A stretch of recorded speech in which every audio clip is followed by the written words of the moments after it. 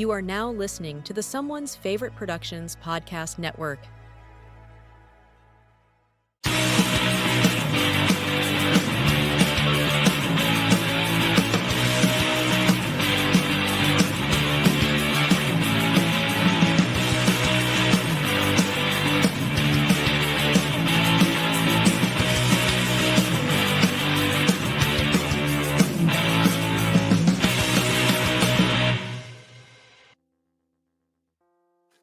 Hello and welcome back to Reconnected. It's Thursday night here once again with the wonderful Joel Fisher from Scarecrow Video. What's going on, Joel? Hey, how's it going, Ryan? Thanks for having me back. We're delighted. You are one of my favorites, and then we get to talk about Scarecrow. For those that don't know, Scarecrow Video, if you're listening to this for the first time, I hope you already know about this, but just in case, Scarecrow Video is the largest publicly accessible archive of physical media in the U.S. in the world. Which one are we counting there? Probably the world. We haven't substantiated that, but probably. And if you're not in Seattle and can go walk in and marvel at the sheer size of it yourself, you can also rent from afar anywhere in the U.S. And it's a damn good deal. Highly recommend checking it out, and hope that you continue to support Scarecrow Video, who is looking to gain some more support. On that note, how's the support increase been going, sir? Well, last time I was on here, it was about 6 months ago. And that was the week that we kind of launched our giant SOS campaign, kind of saying, we're having some trouble. We gotta step up and raise quite a lot of money. And the response was overwhelming. It was, so immediate and large, just from all over the place, a lot more than we expected. So that was really heartening. And so we had a lofty goal, $1.8 million, which luckily, because of the response was so strong, we are not actually going to need to get to that by the end of the year. So the response kind of showed that, there was enough support on there. Also, just getting the word out greatly increased the amount of people heading through the doors, the amount of people, utilizing the rental library, using rental by mail. And so that kind of changed the dynamic as well. That kind of changed the equation. So right now where it stands, we are looking at probably about reaching half of that goal by the end of the year, which is pretty crazy because it's only been 6 months. So, but that has allowed us to have the confidence to sign a new lease in the space, so we won't be losing our space, which is very important. That was kind of why the end of the year was such a big deadline, and why it was such a question mark, because the lease was going to be running out, and the board didn't want to necessarily get in the position to sign a lease that they didn't feel they could fulfill. But they made an agreement with the landlords. We're going to at least have 2 years in there. So that's pretty exciting. That doesn't mean everything is great and perfect. We still got to keep raising the money to get to where we need to go. But we're using some of that money that's come in to kind of build towards a more sustainable situation. And so there'll be, in the new year, there'll be more announcements about plans and stuff that's going on. A lot of things in the works right now. But thanks everybody who's donated, who's supported by renting, even just getting the word out, just spreading the word about who we are and what we do is so important. If you're interested in helping, links for that are still in the description below. You can check that out. Their website's listed there. The Save Our Scarecrow whole campaign is still listed. You can go to social media. It would be great to have everybody come together and help out if they could. And if you make a donation from now until the end of the year, we have a match. So a very generous donor has offered to match all donations up to $75,000. So that can go a long way, especially if you work somewhere they do matching as well. You could match with that and with the other one. So you could you really pack a punch with that. That's super helpful. So anything is appreciated. And keep spreading the word. Just that's always good too. Nice. at the beginning here, we usually talk about recent pickups and watches. Are you picking up much of anything for yourself lately, or is it mostly sourcing for the store? I'm always picking up stuff. I mean, I don't know why. It's great. I only have a few this week, but I have a bunch of stuff that I haven't even gotten in yet, just because of all the sales and all the stuff that's coming out. So, so yeah, I can go through a couple of these. Please, yeah. So I got these two. Nice. New Rollin from Indicator, and I can't not get these. They're just such gorgeous editions. I haven't watched these particular ones yet, but based on their track record, I'll be getting all of these as long as they keep releasing them. They're just gorgeous. Well, and beyond like incredible restorations, I don't know that we've ever discussed on the show before, but the way that Indicator used to put out big box sets for single titles, and they slimmed them down for these roll-on releases in like this really tasteful way. They save shelf space. Yeah. They still feel premium. They're still like a hard box with a respectable booklet. They feel kind of like the perfect package. Yeah, it's really nice. They kind of found their own unique packaging and a way to get all the good stuff, the extra stuff in there, make a nice package, but still not like completely destroy your shelves. So they're pretty wonderful, and they look great on a shelf together. Yep. Completely agree there. I've got two I wanted to highlight that I just got in this week. And then one special thing. The first one is a film that came out this year, and highlighting it because it's the UK release, but also because I did the interview with the director for this. This is Strange Darling. Nice. This came out from Icon Distribution over in the UK, and they do surprisingly great work. This was shot on film, so it should look great on 4K, but there's a poster and art cards in just a regular 4K case. They don't need some giant release. It's just a regular 4K. Love that that's there. This one was mentioned, 2 or 3 months ago on the show by Mr. Nathaniel Thompson, and I set out to get it immediately, and somehow I didn't find it for quite some time. Thankfully, I think it was Orbit and Diabolic both got them in at the exact same time, and I was able to get Hellzapoppen. This is nice media book from over in Germany. This is the actual German cover. Here is the little cover that comes on the front so that you can take away the rating card. But this is the full cover art for this. Hellzapoppen is from it's not easily visible. I think it's like 41, something like that. But this is not available on Blu-ray anywhere else. This is the only place that you can get it. And this is a movie I've been dying to see for ages, and really, really excited to watch this one. We'll likely be watching it soon. Yeah, I need to pick that up. That's been crazy hard to see. We do have a PAL copy, I think, from Australia. It's never been released in the United States ever on any format. Right. And, I'm obviously there's some sort of rights issues. I have no idea what it is, but it's crazy that, you can get these, super interesting, cool American films from all over the place. It's so odd how rights are like chopped up and separated across the territories. And in Germany, it's completely legal for them to license for some reason, and it's great. I mean, it's a release that's great. They're going to do super well with it, and because you can't get it anywhere else, that's the perfect way to do it. Yeah, exactly. Yeah, it seems like Germany and Australia are playing by some different rules, and thank God they are, because they're putting out a lot of good stuff that we don't get. Fully agree. Last thing, you actually got this much sooner than I did. I just got in the brand new issue of the Physical Media Advocate. This came out a month ago, and I just got my copy. This has been far too long. This issue, first off, feels like we put it together like 3 months ago already. Very, very proud of this issue. I hope people check this out. There is some new stuff in here that's I never thought we'd be able to do. I genuinely honored. We've got a couple interviews in here that are exclusive, not available anywhere else. In honor of the chat, I wanted to highlight Mr. Sibiner. We did our first Mad Libs, and really stoked on this. We took a really fun idea and I think did something pretty great with that. You can pick that up on Amazon or any of the retail shops that's available in the US and even one in Canada still.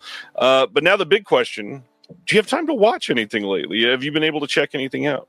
I've got a little bit of stuff. Actually, I got in a couple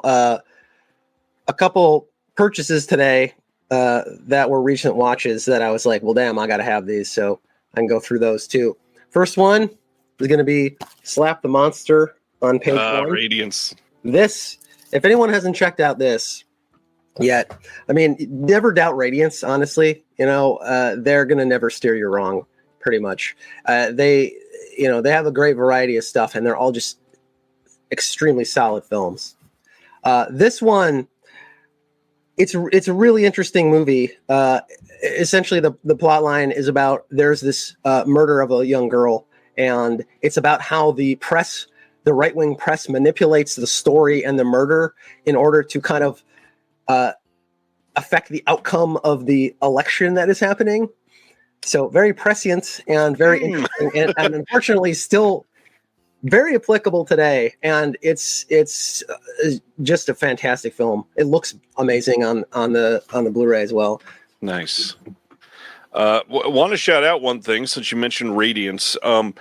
I'm sure most of you in the chat have heard it, but just anybody, in case anybody has not heard it, there is I should maybe specify, viral in this community is not like super world viral or anything like that, but there's a pretty popular video in the physical media community this week.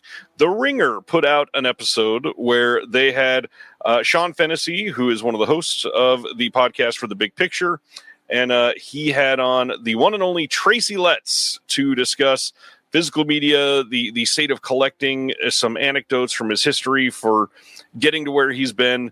And they really dive into physical media. They talk about some very specific labels that they can trust, highlight some of the smaller labels. And the first thing that they talk about when they say, what's a label that is a label that you can trust? Tracy Letts immediately says Radiance. Radiance Films over in the UK, and dives deep, goes deep into some details and shares everything about it. Fully recommend the video. I will specify, I know that you're watching this show and we are always long, but it's a long episode. It's an hour and 45 minutes, but they really highlight a lot of important things that will take you out of your bubble of physical media and see what other people are thinking, and really, see what is getting out into the zeitgeist. And it's a very interesting look from the bird's eye view at some of these titles for sure. Great. I always love to get some more inside scoop on some of the stuff that's going on, and just to get different people's takes on everything is really valuable. Yeah. Anything else you've been watching? Yeah, I got a couple more. So another one I watched it first because I'd heard mixed things, but I ended up just absolutely loving it. Is Hollywood 90028. I need to get that. I am so excited to dive into this disc because it is completely packed with extra stuff, as Grindhouse always does. They give you way more than you would ever ask for or ever want, but it's just it contextualizes it. Also, it's just really fun to find all their hidden kind of stuff and get all the extra films and everything. But this one, it sounds like it's kind of a standard like slasher movie kind of thing, but it is not at all. So just set your expectations accordingly going in. I know a lot of people have said, oh, this is kind of boring. Nothing really much happens. It's like, that's true. But I think that's what's great about it. I think that it's taking what is essentially like sort of an exploitation sort of stock plot, but actually treating it in an interesting way, like a character study way. I don't know. And plus, it's just driving around in Los Angeles at the time and seeing all the different parts of the city and how it looked. And it's really great for that alone. So I really liked it. Funny enough, this got brought up on that episode of The Ringer as well. Oh, wow. I have not seen that, so that's just coincidence. Yeah, this has been highlighted on many like year-end best of list, and for good reason. The Grindhouse Releasing always tends to drop some heat when they put out these new discs. We're talking, I think this releases 3 discs, right? With the soundtrack too? Yeah, with the soundtrack. So they always go above and beyond on all the cuts, all the bonus features that they can. There's usually some sort of like Easter eggs where if you mess around with the menu, you'll find something hidden on there. And we're talking hours and hours and hours of enjoyment out of one single purchase, which is incredible. Well, it's amazing considering this film is essentially something that like so few people have seen up to now. You know, they pretty much just completely rescued it and are giving it a second chance, and it's really worth a second chance. I honestly feel like it's one of the better things I've seen this year. Absolutely. Nice. Any other titles, recent watches? One more. I watched the Scala documentary. Nice. The Severn release, and talk about another stacked release. That thing is absolutely amazing with so many extras. I didn't have time to watch any of the short films or any other things on there, but the documentary itself, you know, if you're a lover of cinema and you're a lover of like going to the cinema for the experience of seeing it, it's an essential documentary because it's just a lot of people talking about, you know, how important, you know, going there kind of shaped their trajectory in the world, how it shaped their tastes and how it kind of colored their worldview, and was also just kind of a safe space during a time of like a lot of turmoil, social turmoil, you know, where a lot of people that were on the outside in the fringes, you know, they didn't feel welcome in society because society was actively hostile to them. And like, that's across the spectrum of different kind of, you know, social outcasts or whatever you would say, but they could all come here and they could all watch these interesting films and all connect in a meaningful way. So it's just really a really fascinating, interesting documentary.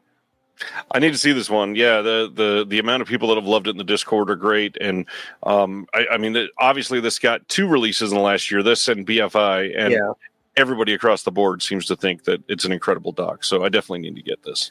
Yeah, it shows the importance of, you know, having these kind of spaces where people can connect with like-minded individuals, you know, preferably in like a physical space, because I feel like the physical space is something that, you know, with everything being so, you know, over the internet and whatever, you know, we're losing a little bit of, and it's a different sort of experience when you're actually just in the same space with someone. And what's most important about it, I think, was the fact that they, you know, with their programming, you know, just were like, we're going to do everything. We're going to show highbrow. We're going to show lowbrow. We're going to be, you know, show a lot of like queer cinema before that was really a thing being shown anywhere. Just, we're going to show all kinds of things. So even if you were just maybe gravitating necessarily towards one thing or one genre or any of that stuff, it would, you know, if you just hang around and you just are open to it, you can absorb all those different things and all the different kind of people that are around. And,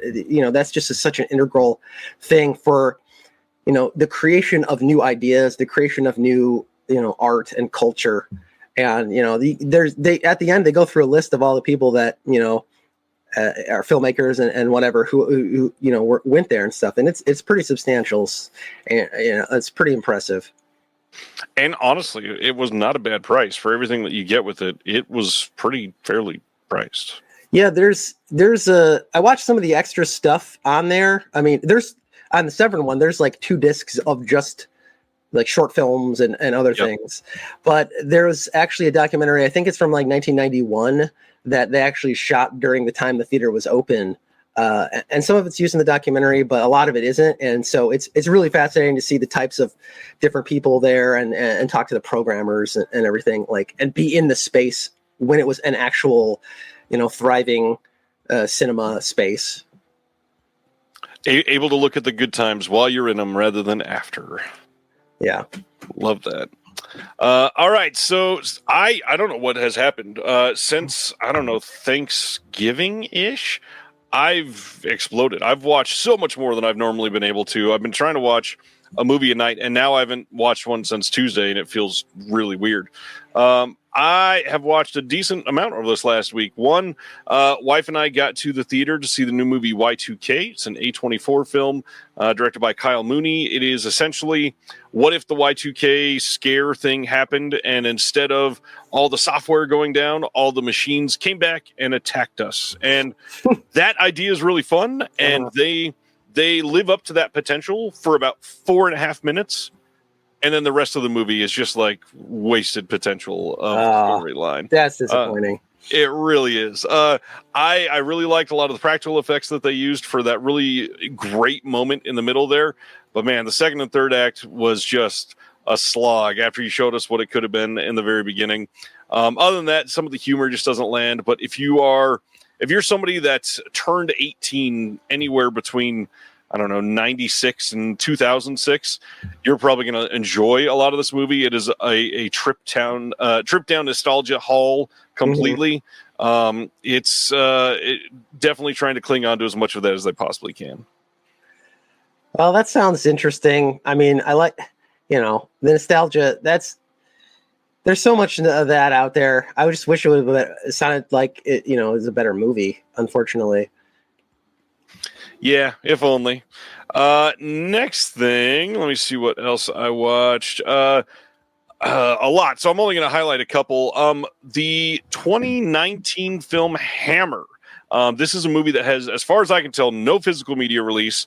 Watch this on Amazon Prime. It stars Mark O'Brien and the one and only Will Patton. Mark O'Brien is a probably 21 to 23-year-old that is at the very beginning of the movie. There's we'll say a drug transaction happening, and not everything goes according to plan, and some violence happens, and he's on the run for a little bit. And running through town, he comes across his father, played by Will Patton, and he's like, "What are you doing? What's going on? You're acting crazy." And they team up to try to get control of the situation. And eventually this drug dealer takes his little brother hostage and tries to leverage that into taking control of the situation. This is a movie that was made on a shoestring budget, and you can tell, not really in a bad way, because this didn't need action set pieces. And even then, they kind of go there in a couple scenes. But this story is just great. It's like the perfect type of crime thriller that ups the ante on every single scene. There's a couple scenes that you could almost call it twist, but really it's just cleverly written. So it's not really a twist, but it's a really great storyline. Very happy with it. Mark O'Brien is great in this. Will Patton is one of the best character actors of all time. He's always amazing. This whole movie definitely should be watched by everybody. It's over on Amazon Prime right now, and it's a gem of a movie. It is shocking how good this thing is. I loved this. Yeah, I have not heard of it. That probably just snuck by me, most likely because it didn't get any form of physical release. But it sounds like a good watch. It's a fun watch for sure, and I will say there's a really, really great scene in a cornfield. I don't want to spoil anything, but keep an eye out on that. It is fantastic. Next, I watched I don't know what to call this, a remake, a reboot, a continuation, the release from this year of Street Trash, and it was very heavy on the street, but even heavier on the trash. I did not like this whatsoever. I think the practical effects were great, and it seemed like the creators behind this had, I don't know, about 8 or 9 different ideas for how to exploit practical effects and make it look extra goopy and fluorescent. And those are great. They didn't even have a solid plot to get from point A to point B, so it just sort of fell apart. I would have loved to see this in more capable hands, but it was, I don't know, it was worth seeing once. I will literally never see this again. Yeah, that does not instill me with confidence. I was already not at all interested as someone who doesn't love Street Trash, the original. I mean, I have fondness for it, but it's fine. I don't hate it, but I don't also love it. And so I was just kind of indifferent towards this, but I haven't heard a lot of great things. So that's not very comforting. Last one I'll highlight. This one's slightly delayed, but I finally got up with Heretic, another A24 film that just released in the last month or so. This movie is starring Hugh Grant, and he is somebody that is at home, and 2 young Latter-day Saints missionaries that are both female come up to his front door trying to preach him the good word, and he brings them inside, and things happen. Not much you can say about this movie without spoiling stuff. I will say I thought this movie was fairly cleverly written. I thought it was a pretty tight script up until at least they go through the doors, which if you've seen the movie, you know what I'm talking about. And after that, I feel like the director just they had a really great tight script up until this point, and then said, all right, I'm done. I don't know what to do. And then realized, well, that was only like 55 minutes. We need another half hour. And the last half hour isn't terrible, but man, does it not live up to the first two acts of this movie. I was thrilled to see it, and I still gave it 4 stars because the first couple thirds of this is pretty great. But man, and the last minute of this, I think they really nailed. But other than that, the last, I don't know, 24 minutes of the last 25 are pretty rough. I think they made a couple decent choices to sort of subvert your expectations. But other than that, it was a fun watch. So it didn't ruin it for you, at least? Not at all. I think it was still a very cleverly written movie, and I definitely want to hear the commentary. Yeah, because, sometimes, I will dislike a movie more that has potential and gets me right off the bat and then like loses it in the third act or something, more than one that's like more mediocre throughout but solid. I don't know. It's just, maybe it's the expectations based on, like what, you're thinking about it as you're watching it, like what's going to happen. And then all your ideas are way better than what it ends up accomplishing. And that's just very unfortunate. Yeah. I've had a couple recent watches like that didn't go that way, but what can you do? It seems like a lot of horror over the last, 5 years or so. They've got a really solid opening, really solid first act, sort of middling, and lost the plot a little bit in the second act, and then a lot of them just can't nail an ending. Yeah, I avoid a lot of new horror, like. Just because I like to have a buffer between when they come out and when I actually decide to watch them, so I can weed out all like the hyperbole of the scariest movie of all time. Yeah, it's just I feel like it lets me watch them on their own terms. But I did watch Barbarian, and it definitely suffers from the same exact thing. Yep, I definitely see that. On that note, as somebody that has worked at Scarecrow for so long, there's so much happening right now. We talked about the Tracy Letts video. One other piece of news that came out today, which isn't in like the announcements that we're going to cover for tonight, but still important. We probably should mention it. LG officially not producing any more 4K or Blu-ray players moving forward. What is out there going to the stores is it. That's the end of the batch. They're not in the market anymore. And I'll say, to me, it's sort of a mixed bag. Like, obviously, less companies doing it is bad. Mm-hmm. However, LG's not been like a solid contender in the market. They've always been more on like the entry point side, which is important. Obviously, we need cheaper items, but they've never been like a bastion for quality. How do you feel about them exiting? I mean, like you said, it's never good when more and more companies decide that they're going to step away from that, just because it just shakes confidence in people. The people that are just the normal people out there are just like, well, yeah, that's just obvious because no one cares about discs and that kind of stuff. Yeah. And it just more, just probably shakes confidence in other companies to kind of reassess what they're doing. I've had an LG region-free Blu-ray for I don't even know how long, and it's never given me any problems. And I love it. So it's sad because I feel like their stuff it's a little bit less expensive, but it is pretty reliable. Yeah, it's lasted for 10 years at least at this point, which is pretty good for a player. Yeah, it's a lot of use. Great. And one that is known for being like entry level, even more impressive. Yeah. We still have Sony and Panasonic going strong. Those are easily the two most recommended in the space nowadays, with Oppo being gone and not really anyone else stepping up to like the high end quality side. But also the discs or the consoles with disc drives for the current market generation that everybody's still using for video games that still play those films. That's got to be one of the biggest things right now. But even those are kind of going the way of the dodo too, as they're trying to get away from disc drives.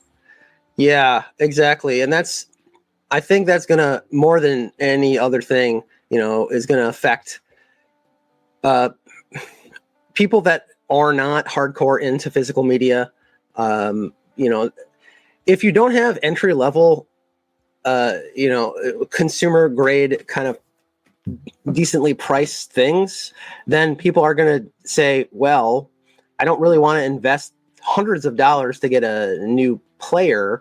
Right. So they might just be like, it's not worth it to me. And so it's unfortunate, but I feel like, if you can buy a player for $50 or something, you might be willing to take a chance. Like, I have discs and I'll just get a new player.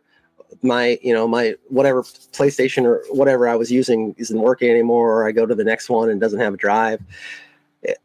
But it's never good when less people have access to the stuff they need to play the physical media, because it's not going to do any good if you can't play it. Yeah, I wish I had money right now to drop on like 2 backups for anything happening. I mean, I'd love to have 2 of the higher end Panasonics ready to go in the closet. It's actually kind of crazy because, at Scarecrow, I feel like daily we're getting people in there that are like, where can I get a VCR that works? Yep. People want them now, and you just can't get good ones. And, it's a problem to get decent ones for us that are not, incredibly expensive at this point. So it's just going to be the same for any of this technology, and hopefully there's still going to be people out there that are going to see. I feel like Sony is always going to make something because it's their format for the most part. So, if they don't support their own format, then we have a real problem. That is very, very true. Sibner says Scarecrow should sell secondhand players. Is that something they do or have ever considered? We have on occasion when we've gotten too many donated to us, but a lot of times people just give us broken ones, and so that's not very helpful. And when, we can't like repair them or any of that stuff. We're not super techie as far as that stuff goes. But a lot of the time now we're just hoarding them for ourselves because we want to be able to provide rental machines for any of the kind of stuff that we rent out. Because, like I said, it doesn't do anybody any good if they can't play it. Very, very, very true. So, I wanted to talk about that. Now, the other big thing is with modern cinema in theaters and also with physical media, we often get waves that sort of tell a story. And we were talking about this before we went live, that there are so many titles that have come out this year that we were told for years these would never be released. And we're talking Little Darlings, The Vinegar Syndrome 1, 2, 3 of The Keep, Looking for Mr. Goodbar, and Cannibal the Musical. We're talking about Gummo coming from Criterion, or Happiness, or Hell's a Pop, and I think that was this year. There's so many films that have been gone for so long, and it seems like this year was sort of a holy shit, like we're still here, we're still doing it sort of year. Mm-hmm. Do you feel any trends like that being in the position that you are? Well, I do see that people are just overall more than they were even a couple years ago, just more interested in physical media in general. Yep. But it's for a variety of reasons. There's a lot of people that are just like really into collecting it now. They're just like, I like getting it. Like kids that are like, weren't around when VHS was a viable format at all. They're just like, they come in, they're like, I want to collect VHS. I want to get all this different stuff on it. So like, that's super cool. And I don't know how people are getting into this because I don't know what younger people what they do, how they find out about stuff, but it's pretty cool. And it's cool that there can be a space like Scarecrow where a whole bunch of different kind of people from different ages and that are coming at it for different reasons can kind of like connect and discuss this kind of stuff. I don't know. It's just fun. It is fun. And I think the important thing is to really realize a lot of us, we're kind of becoming a niche within a niche even, mm-hmm. because the outer niche is just people that like film. And mm-hmm. we can see that is going away too. Not only like going to the theater, but just people watching movies. And so as people watch that less and consume regular like YouTube media more and more. Now we're getting to the point of, well, we're the dinosaurs on a couple sides of this. And so physical media inside of streaming overall is really diluting those overall numbers. Well, it's just, I mean, it's like everything else that is being corroded by like the out of control capitalistic society that we live in. Everything is like being mined for every last nickel that you can get out of it, which is unfortunately eroding the actual artistic nature of it. I mean, even just something that is like, you know, a popcorn kind of, you know, fun whatever movie is now, you just can't make specific things anymore. You know, it just isn't possible because of the finances. Yeah. But on the other hand, you have a lot of interesting stuff going on in YouTube space and whatever online of people just making things the way that they want to make things. But there's so much of that that you can't actually necessarily connect with it all. So it's just an interesting dynamic. We're kind of in a flux place, and I don't know. I mean, I don't think making movies like is going away.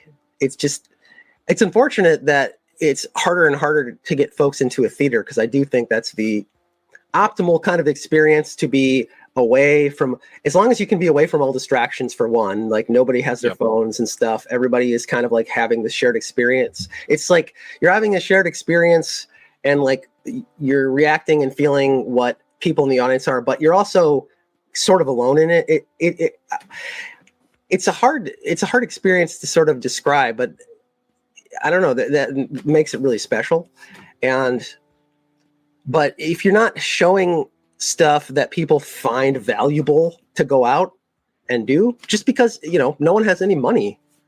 So that's another issue. Like, well, I don't have the money to do this thing. I would like to maybe see this, but is it worth all this time, all this money that I have to put in? I don't know.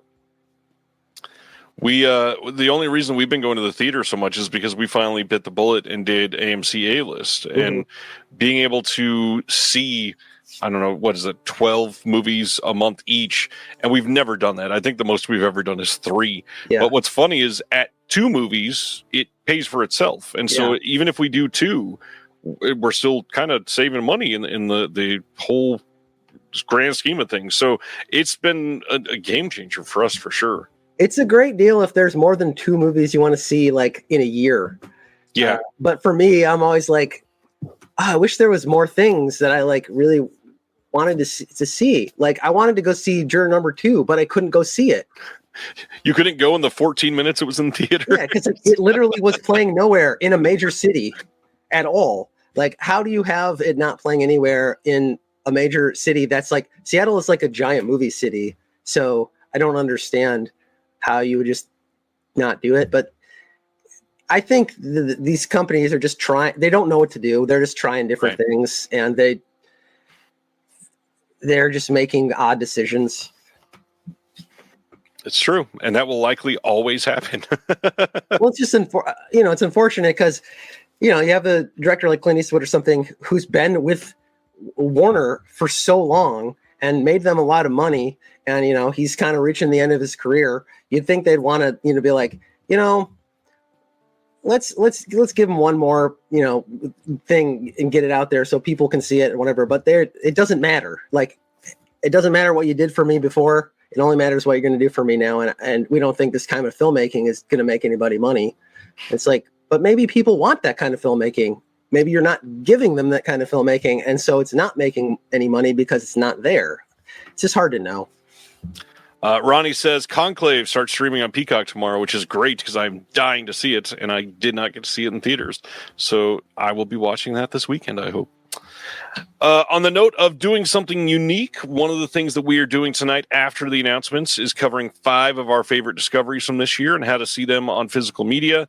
I don't know about you. I went a step further and tried to say it had to be 5 different labels that put them out as well. Oh, okay.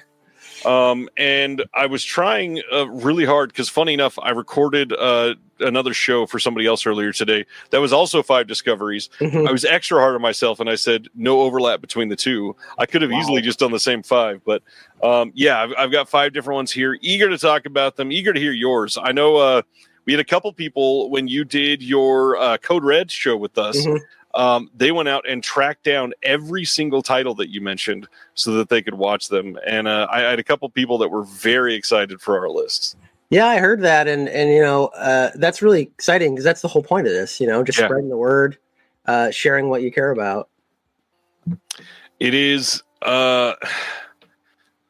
it's such a great community. And I know that I say that often and I don't want to water it down, but the people that care about these enough to have a similar sort of shared experience. Like, I guarantee at least 2 of the movies that I put out tonight are 2 releases from physical media from this year, and 1 might have been from this year, so it might be 3. So most people that have never seen these before are discovering the same thing, and now we can all talk about them together and have the same sort of reaction and have discourse about the film, which is always great. I love that sort of thing. Yeah, and it's nice, when people, they have that trust in you where you can recommend something and they can actually take their time and their effort to track that down because that you recommended it to them. And that's just, that's really exciting. And it's even better when they feel like it was worthwhile or really like it. And that sets them on another path to discover all sorts of different things. Brendan's got a comment here. He says, I heard that the top 20 or so, I believe the stat that came out is the top 10 grossing films worldwide this year are all sequels or remakes of pre-existing properties. And he goes on to say the lack of originality and reliance on proven markets makes me sad. Even more so, that is odd about this. This is the first year in history that the top 10 grossing films worldwide are remakes and sequels only. Not a single original film made the top 10 grossing worldwide, which is, it's crazy that it took this long, but also that sucks. It's been trending that way for a good while, though, unfortunately. Yeah. It's just, it has nothing to do with actual originality, because there are people that would make original things, but they can't because the corporations that control the things that make the most money are not interested in that. They just want something that's safe. Yeah, I mean, that's just what it is, unfortunately, because to the studios as they are at this point in time, they're just multinational corporations that have lots of different areas that they're into, and they have no special, affection for film. It's not like they started the company because they wanted to make films or anything. They just bought it because they wanted to diversify. And so, now they're just looking at the bottom line and they're saying, we're spending a lot of money on these. We don't want to take any risks. That's just how it works. And but it's getting worse every year. Absolutely. Yeah. What's crazy to that point is they will, in a heartbeat, sign off on a $200 million budget sequel, but won't sign off on 4 $10 million comedies. And one of those comedies might break out and make $180 million, but we'll never know. Well, the excuse they always used was advertising. Like, well, if we make a movie that's like $5 or $10 million, we still have to spend a lot of money to advertise it. It's like, you don't, though, right now. You can do lots of creative things using the internet, especially if you're making a genre movie or something that has a built-in audience. You can do that. Yeah. I mean, and if you will take the chance on it, and if it doesn't come off, you're not out that much. But if you take the chance on a $200 million movie and it doesn't come across, then you're really screwed. So it doesn't make any sense to me. But I think as far as these companies, they're just like, do the same thing that we've been doing because we don't know what else to do. Right. And here we are. Exactly. Now all mid-budget films are gone. It's literally nowadays it's like $200 million films, or somebody in their backyard making it for $14, and that's it. And honestly, when I look back at a lot of the films that I really love, a lot of them are those mid-budget movies. They're just like they had enough money to make it look professional, to make it be able to create the world that they were creating. But they were not too expensive, where they were still allowed the creative freedom to do what they were going to do with that project. And, that's just, both of those in combination together just creates just, things that stand the test of time, even 30 years, 40 years or whatever later. Fully agreed. Yeah, there's a lot we could talk about in this, but instead, how about we talk about some announcements, sir? We should probably get to those. This week started off strong with Warner Archive. Our first announcement this week is the complete CinemaScope collection of Tom and Jerry coming to Blu-ray on February 11th from Warner. They are putting out 23 of these cartoons with 3 bonus cartoons attached to it. Cannot wait to get this one. I will buy pretty much anything animated that Warner Archive does. Yeah, I'm glad they are, very committed to the classic animation, because they do a good job with it. And they have just a giant library of the stuff, so if Warner Archive wasn't putting it out, then it would just be languishing. 100%. Next one is the complete series of Cheyenne, also coming on Blu-ray from Warner. This will come on January 28th. This will have 4K scans of the OCNs for this entire run. This is 107 complete uncut episodes from all 7 seasons, 30 disc set in this. This is going to be a massive set. I don't love Westerns, but I love that Warner Archive is putting money into archiving these type of things. I mean, what other company is going to put a 30 freaking disc Western film collection of a TV show from 1955 right now? Yeah, this is a little bit of a crazy release, because I figured that they would, maybe be like, let's put out it by seasons so we can see how they're going to do. But I guess they don't care, and that's cool. I'm glad this is getting out there for the fans of this. Yeah. I don't have a specific fondness of this, but I'm glad that it'll be out there in the best possible version for people. It's going to be a pretty daunting set, but there are still a lot of fans of, classic TV. There's so many, Western shows that haven't been released, and, just on Blu-ray, classic TV stuff, there isn't a whole lot of it still coming out. So at least they're doing it right. I just love that there is around 5,500 minutes of 4K scans for this show. And they're like, fuck it, let's just do it all in one bonus release for everybody. Who cares? Yeah, I mean, it's great that they are willing to spend the time to, do the restorations, just even if they haven't released them, to do the restorations for the first part, because, none of the labels could afford to do something like this. It would only have to be from a studio, and most studios aren't. So as long as Warner Archive is still in there, kind of doing what they're doing under the radar, at least this stuff will getting interesting releases every month. Absolutely true. Speaking of a similar sort of title, Last Stand at Saber River getting a Blu-ray release on January 28th from Warner Archive. This is the 1997 film that is going to get a 4K scan of the OCN as well. This is starring Tom Selleck and 2 of the Carradine brothers. I don't think I've seen this one, but I'm curious to see it. This is back when Elmore Leonard stuff was really taking off for a lot of people. Yeah, I've not seen this. It's an interesting choice, but I kind of like that about Warner Archive. They kind of throw out lots of unique stuff out there. Yeah. And it's good when, there's a little bit something for every kind of taste. Speaking of that, one that is very different from this one, Daffy Duck's Quackbusters from 1988 getting a Blu-ray release on January 28th from Warner as well. This will also include 7 modern-era Looney Tunes shorts, all in HD, which is freaking great. So glad they're doing this.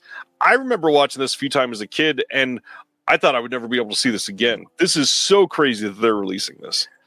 I have a soft spot for this, because I remember watching it a lot. It was on, I think it was on HBO a lot.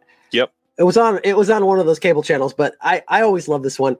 it's weirder watching them now because I'm a little bit more discerning. I can see like, wow, the animation looks way cheaper on these other parts than like on the, because they recycle the actual cartoons and then they like bridge them with these others. Anyway, it's still really fun. I'm glad this stuff's getting out there. I hope they continue with the Looney Tunes movies because those are all pretty fun.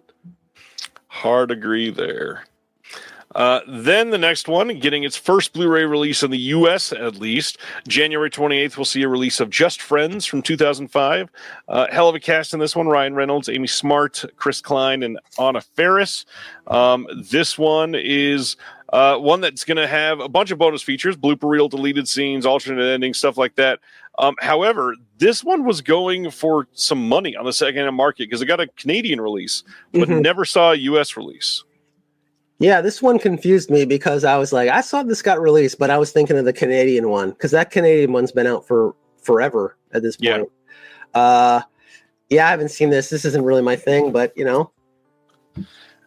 it's it's getting out there. Great. It's not great. I'm glad it's getting released, but it is not a great movie. It's just interesting. I wonder, did they just choose randomly based on what's ready to go? Because some months seem to have a theme and some months really don't. This month is very weird for Warner Archive. Very weird. I don't know. Next up, Frankenstein Jr. and the Impossibles, the complete series. This is coming on January 28th. This will have a couple bonus features, some shorts, the Monster Rock, The Adventures of Frankenstein Jr. and the Impossibles. This will be on 2 Blu-ray discs. It'll be 18 episodes. And I remember watching this one a little bit when I was younger, but I don't remember a lot of details on this one. Yeah, I don't know if I've watched this. A lot of those Hanna-Barbera shows kind of blend together for me, but it's sort of crazy that they're getting these just gorgeous releases because the animation is like the most cheap animation up until Funimation. It was like Hanna-Barbera was the cheapest animation. So, but that's great. I'm glad that they're reaching their fullest potential, and there's a big audience for these. There's a lot of people that are wanting the stuff to get out there. So that's good that Warner, they have all the stuff in their library and they're treating it right. And a lot of this has not seen the light of day in some time now at this point. So that's nice.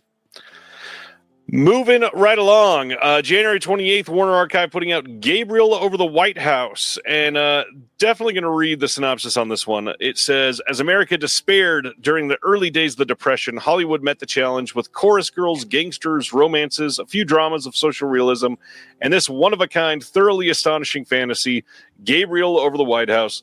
Walter Hewson gives a bravura performance starring as a corrupt U.S. president who has a brush with an angel after a near-fatal crash and awakens determined to right all of America's wrongs now or by any means possible. Towering like a Yankee colossus, he sweeps constitutional safeguards aside to tackle poverty, crime, and world peace as a populist dictator, winning the adulation of a grateful nation. This is one that seems very timely to put out. Will even mentioned this on the show a couple months ago. This will also have a few classic 1933 cartoons with it in HD, I should say. This is an immediate purchase for me. This is one I definitely have to have. This movie is so good. I love this movie. It's completely insane and like mind-blowing that it's just crazy when you see something made at a certain time that is just like you're like, I don't even know how they got away with doing this kind of stuff, but it's great. And I'm so excited to actually see a restored version of it because, the Warner Archive DVD of it isn't the best. So this should be just much better. I recommend this to everybody. It's a really fun movie and it's really provocative too. There's something about 2025 that feels like everybody should have a copy of this. I don't know. It's sort of fascinating because he does become a fascist, but he's like a ultra left wing, it's so weird. It's just like I can't really explain the tone of this movie. Right. Anybody that hasn't seen it, but Walter Hewson is fantastic in this. On it. It's a must buy. Then Kino announced they're putting out a Blu-ray of I'll Sleep When I'm Dead. This is the Clive Owen film from 2003 that was done by Mike Hodges. This got a recent release from Imprint on Blu-ray, and I think that was the first Blu-ray of the film ever. And so Kino following it up with the U.S. release. As usual, they might port over a couple of the Imprint extras and then probably do a new commentary and call it a day. It looks good on Blu-ray from Imprint, so it'll probably be the same scan. I'll Sleep When I'm Dead. How do you feel about this one? I haven't seen it since it came out. I remember it being pretty solid. It's nice that, it's getting a U.S. release for people that don't want to pay to import the Imprint one. Yep. Yeah, Imprint titles are... Did I say Imprint? Import titles are expensive. I forgot this one was this week. January 28th, Lionsgate thinks they are making the best of calls by putting out an Amazon-exclusive 4K steelbook of the Vin Diesel starring The Last Witch Hunter from 2015. I don't get it. This is such an odd choice to put on 4K in 2015. I forgot about this movie completely. And I'm with you. I don't really understand why they're like lavishing so much onto this. I don't know. I don't. Are people clamoring? I don't know. I really don't understand. I don't even feel like Vin Diesel has pull in 2024. I don't know. No idea. But there it is. You can get it on Amazon right now. Then Kino steps in and announced a 4K and Blu-ray release of the 1993 movie Coneheads. How do you feel about Coneheads, Joel?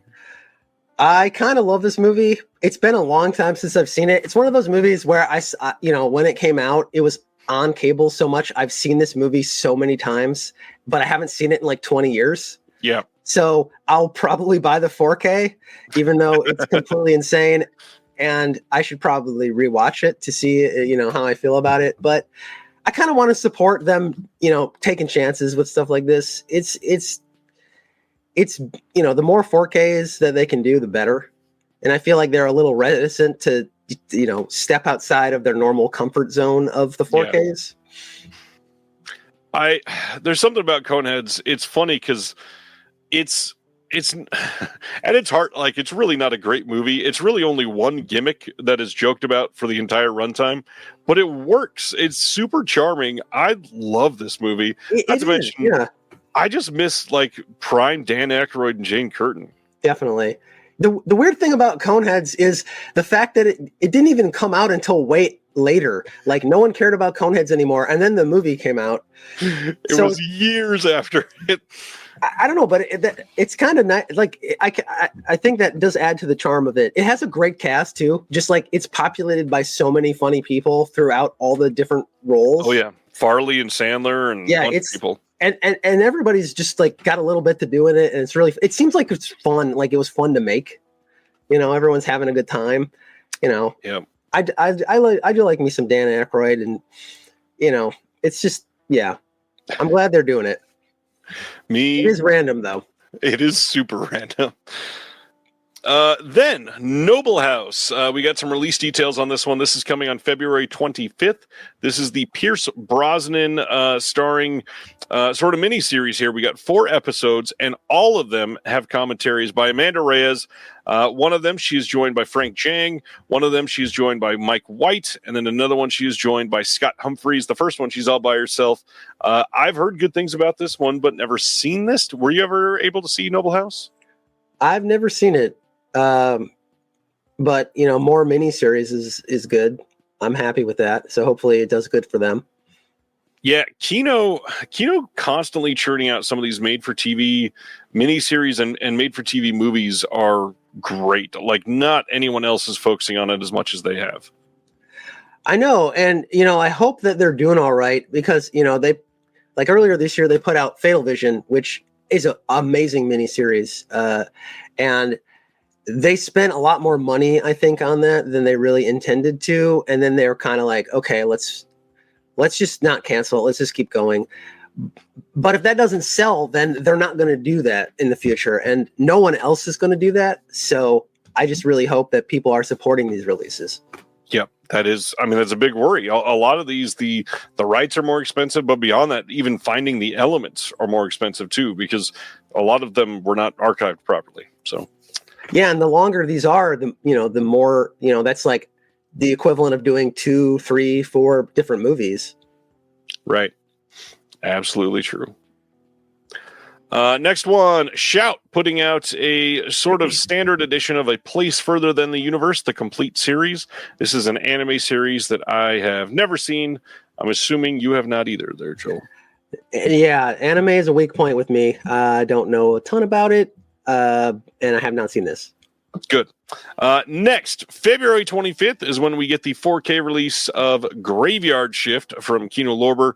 This one will have a new audio commentary with Howard S. Berger and Mark Edward Hook. How do you feel about Graveyard Shift? Pretty fun. I don't know about the slipcover, though. It's definitely not from the movie, but it's fun art. Like, it kind of reminds me, actually, of like an 80s Stephen King paperback. So that's kind of cool, but it's just this movie has some really cool original art, and I know that it's going to be on the inside, but it's such a weird statement to make on your slipcover. It is.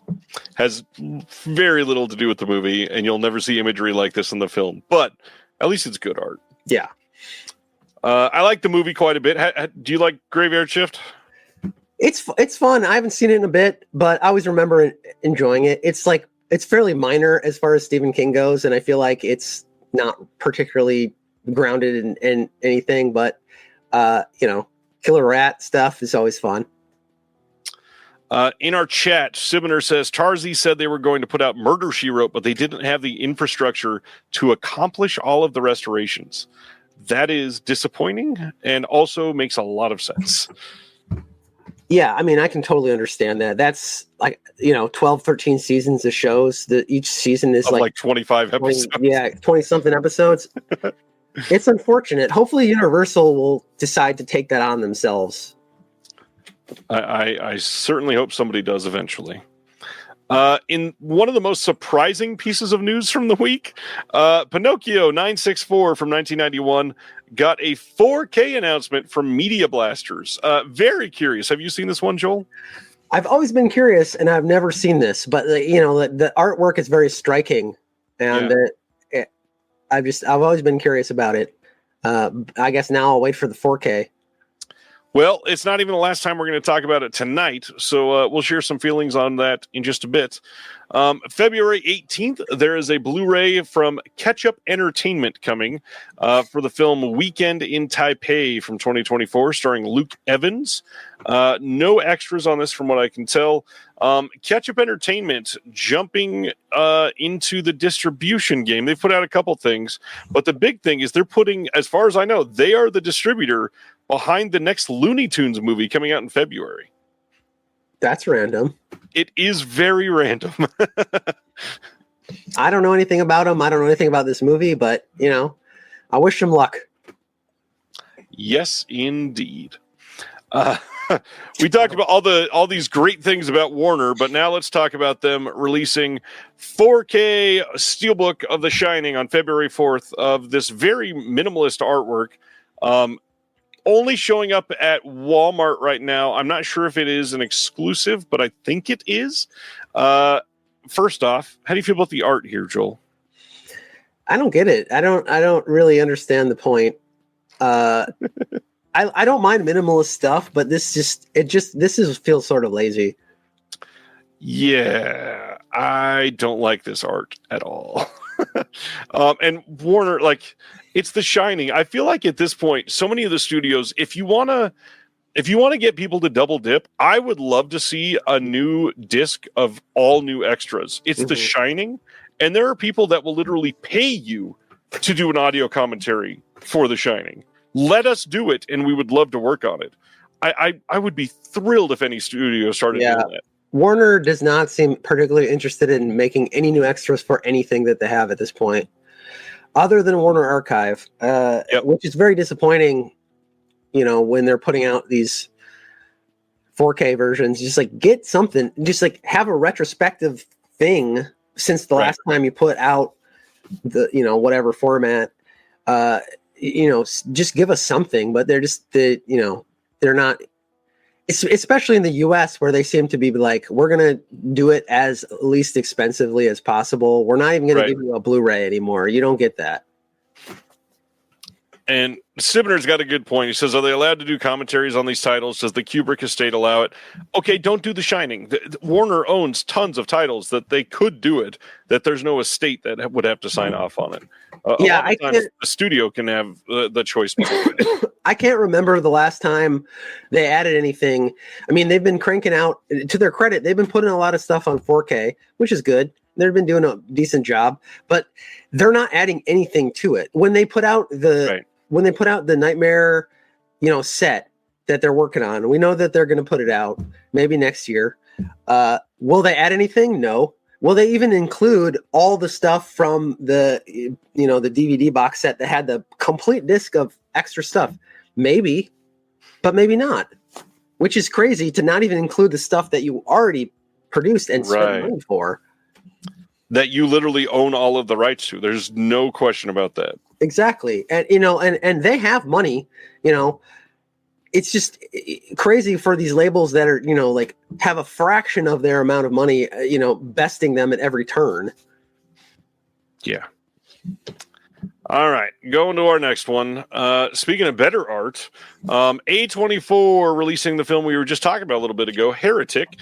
You can pre-order this on 4K and on Blu-ray on their site. Warning to everybody, if you're going to go purchase this, or if you haven't yet and you're just curious, don't scroll too far down on this page. They have some pretty major spoilers in the pictures for this film. But I will say, I like that they're doing this. I feel like A24 is jumping more into the we're going to release our own pictures type of company lately. They're doing a lot more of these titles. And gosh, I think I've got 3 that I don't have from them right now that I need to pick up. We already talked about Heretic. How do you feel about A24 in general, or their releases? I like some of their stuff. I don't like some of their stuff. I mean, it's weird that people group them as A20, because they release lots of different things that are not similar in any way. So not at all. Yeah. I'm glad they're putting out these editions. I wish that they weren't so expensive in some cases, but if that's what it takes to get the stuff out there in physical, then I guess that's what we have to live with. I don't necessarily like the trend that will set. Like Lionsgate now starting to dip their toe into that. It's just unfortunate because that's going to price people out of a lot of things, and I don't like to see that happen. Well, and the ones that have been extra expensive are the ones that they're doing re-releases for, or something that they've licensed that was not an A24 film at the beginning. And what's great is something like Heretic that you can buy in 4K. It's $35. That's pretty standard across the board. Reasonable for a 4K, obviously. Yeah. I mean, it would be nice if maybe they did sales every once in a while or something, but they do one every Black Friday, but that's a long time to wait, obviously. And they've got a high free shipping threshold. It's $150. So, wow, you could buy like everything that they have if you didn't have it, and then maybe get it. Yeah, you could. I think buying 5 titles would get you free shipping, and the shipping's kind of pricey. It's like it starts off at like $9 and then jumps up quickly to like $15. And shipping is pretty expensive now, but that's a little bit much. Yeah, yeah, it's unfortunate because they did like Stop Making Sense or something, which is cool, and maybe I'd want to pay the amount for it, but this needs to be the definitive release, and it isn't. Right. Unfortunately, they don't have all the stuff from all the releases on there. You just need to do that. If you're going to do it, then do it right. If you want me to pay the premium, I'll pay the premium, but you got to do it right. I agree. Next up is Francis, coming from Kino Lorber on February 18th. This is the Jessica Lange starring film. This one will have a new audio commentary by David Del Valle and Dan Marino. It also has some archival extras on here. I've not seen this one, but I have a feeling you have, sir. Have you seen Francis? I have never seen this. Oh, interesting. I've heard this is great. Pretty much everybody in the comments saying that they've not seen this in years and eager to see it. So I want to check this one out. Moving to our next one, we got some announcements from Umbrella. All of these are coming on April 2nd out of Australia. This first one is Daybreakers from 2009, coming on 4K. And as usual, they got one of their giant packages for it. This one will have a 100-plus page hardback book with never-before-seen behind-the-scenes and extras like that. Poster, 8 art cards, another poster. It'll be a numbered release, of course. And then for extras, they've got new gag reel, new animatics, new on-the-set featurettes, some art department lighting tests, makeup, all that fun stuff. This looks to be a pretty definitive release of this film, and I remember loving this, but I don't think I've seen this since the theater. Do you remember watching Daybreakers? I've never seen this. I heard it was fun, but I've never checked it out. This is a crazy release for this, though. It is. I like this primarily because it almost feels like a fairly realistic vampire movie, and it's got a really unique take on some things. Like, I think one of the most striking things I remember from this is a vampire committing suicide by walking out into the sun on purpose just to get it over with. And really, really enjoyed this movie. And, of course, killer cast. Ethan Hawke and Sam Neill. And, of course, as you can see in the poster on the top there, you got the one and only Willem Dafoe. How do you argue against those three? Yeah, exactly. Next from Umbrella is Control from 2007. This is a movie that I am very eager to see. This has a 48-page book with behind the scenes and all that stuff. New critical audio commentary with Graham Duff. New memoirs of Joy Division concerts. Not memoirs, memories. Can't read. New Joy Division feature-length documentary from 2007. Some extended live performances. This is supposed to be very good. Not one I've been able to see before. How about yourself? Yeah, I remember when this one came out and I wanted to see it, but I just never got around to seeing it. So it's nice it's going to get... I think this has had a Blu-ray before, but this seems like it's a far superior edition. So it's nice that it's coming out. Yeah, Umbrella stepping up. They're doing a lot of great things lately, for sure. Next, another great thing they're doing is Black Death from 2010. This is from director Christopher Smith, who they recently have been giving a lot of attention to through Creep and Triangle. This one will have a 48-page book and all those art cards and posters as discussed. This will have a new interview with the director, a new interview with one of the actors, some behind the scenes, some EPK interviews, behind the scenes image galleries, trailer reel, and more. This looks like a pretty astonishing release for this. Once again, never had a chance to see this. I don't even know that I'd heard about this. But seeing a young Eddie Redmayne on the cover and Sean Bean, this looks pretty damn fun. Yeah, I never watched this one. But, the art in this is so nice. Just from that alone, I would be willing to take the chance because it's really, they did a great job on it. I agree fully. Yeah, whoever they commissioned for this is a really good choice. Then we have You Should Have Been Here Yesterday from 2024. This is an homage to Australia's early surf culture. This will have another deluxe release, including the art cards and posters with an audio commentary by the director and producer, behind the scenes featurette. This is one that feels a little odd to go all the way with the deluxe release. But, I mean, if they're selling for them, I totally get it. Yeah, it doesn't seem like the kind of thing that the crowd that buys the deluxe releases is going to go for, which is unfortunate because it looks beautiful. I love the artwork on this. It's actually really, really nice. I love the style. And I love how the style on all of these are so completely different, but they're very unique and interesting to the specific movie. So, I haven't heard of this. This seems really... like a really interesting movie as well, though. Seems like a really fun one to put on a Sunday afternoon and just chill. Next from them is Grafted from 2024. This is from their partner label Monster Pictures Presents. This is the first time this has been on Blu-ray anywhere in the world. And this will have a making of and behind the scenes, trailers, TV spot sort of thing. Heard this one was pretty good. Not been able to see this one because it's brand new. But again, some evocative art and looks like a fun release. Yeah, this is one I haven't heard of, but check it out. Next up, Third Window in the UK on March 10th. We'll be putting out New Religion and New Mirrors. This is a 2022 and 2024 double feature. New Religion is the main feature here, and then New Mirrors is like a short film spin-off, kind of. And they still got a bunch on here. They've got a director interview, behind-the-scenes outtakes, feature-length audio commentary, some other featurettes and trailers. This looks like a solid release. And Third Window, got to shout out Adam. He always does all of this stuff all on his own. He's the main producer, does all the acquisitions. He's usually the one that does the art. It's kind of hard to beat when he's doing everything for these releases, and they come out this incredible. Yeah, I don't know these specific films, but Third Window does a great job. And they pick a lot of really unique films. So, it's one of those where I trust their curation. Absolutely. Same. 100%. Next up is over in Germany, Turbine doing 3 more films for their 3D collector series. You got Bumblebee, Transformers, Rise of the Beast, and Sing 2. There was an issue in the original Sing 2 Blu-ray release, I believe, over in Germany with some of the text, and they fixed that for this release. And I just got to say kudos to Turbine for continuing to focus on 3D.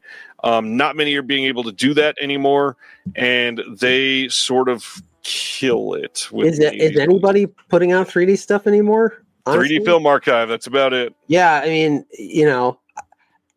I've never been a fan of 3D, honestly, but I'm glad that that there's some people putting out stuff for the people that have the TVs and the equipment and can watch them. So that's great.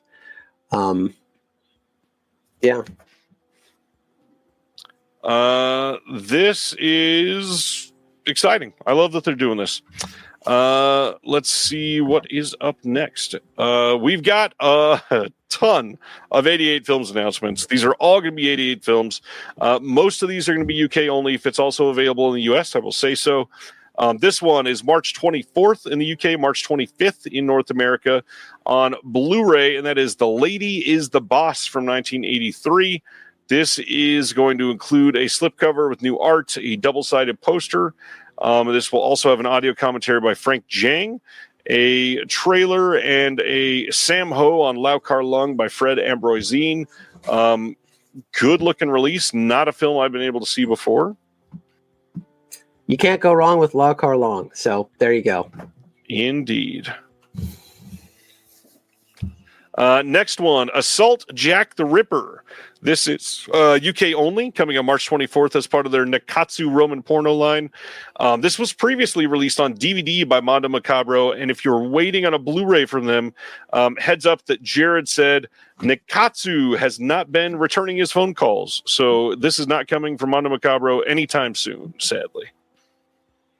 Do we think that someone has it in the US, or do they just have no interest? Because, 88 could have released it in the US if they got it in the UK, right? Probably, which is telling. From what I hear, Nekatsu is sort of expensive to license in each territory, and so maybe they just said, let's do it in one, and everybody that's a collector, if they want it, they'll get it from the UK no matter what. Mm-hmm. Yeah, I mean, these are pretty niche films, even within a niche. Right. Of everything else, so I can understand that. You don't want to spend as much licensing it as that you can't ever recoup it. I had to look and make sure I still had it. This will have a new audio commentary by Amber T and Jasper Sharp. New introduction by Kai Chiba. Yeah, if you are into this sort of release, this might be a good one to get. I'm just glad they're continuing with the Nekatsu Roman porno films. Speaking of that, one more, Girl Hell. This is specifically Yumeno Kyusaku's Girl Hell from 1977. Turns out there's a couple movies with this title. This is also from the Nekatsu Roman porno line, also coming on March 24th in the UK only. This will have a new audio commentary by Anne McKnight and Jasper Sharp. Another introduction by Kai Chiba, and then an introduction by Ken Terawaki. Never seen this one, but again, still very interested. Yeah, it's good they're putting all this stuff. I mean, there's such a wealth of these Nikatsu movies that they could just keep putting them out. But it's nice that they're getting out here because traditionally they've been pretty impossible to see. Not only pretty impossible to see, but like this will never stream anywhere. You can pretty much count on that.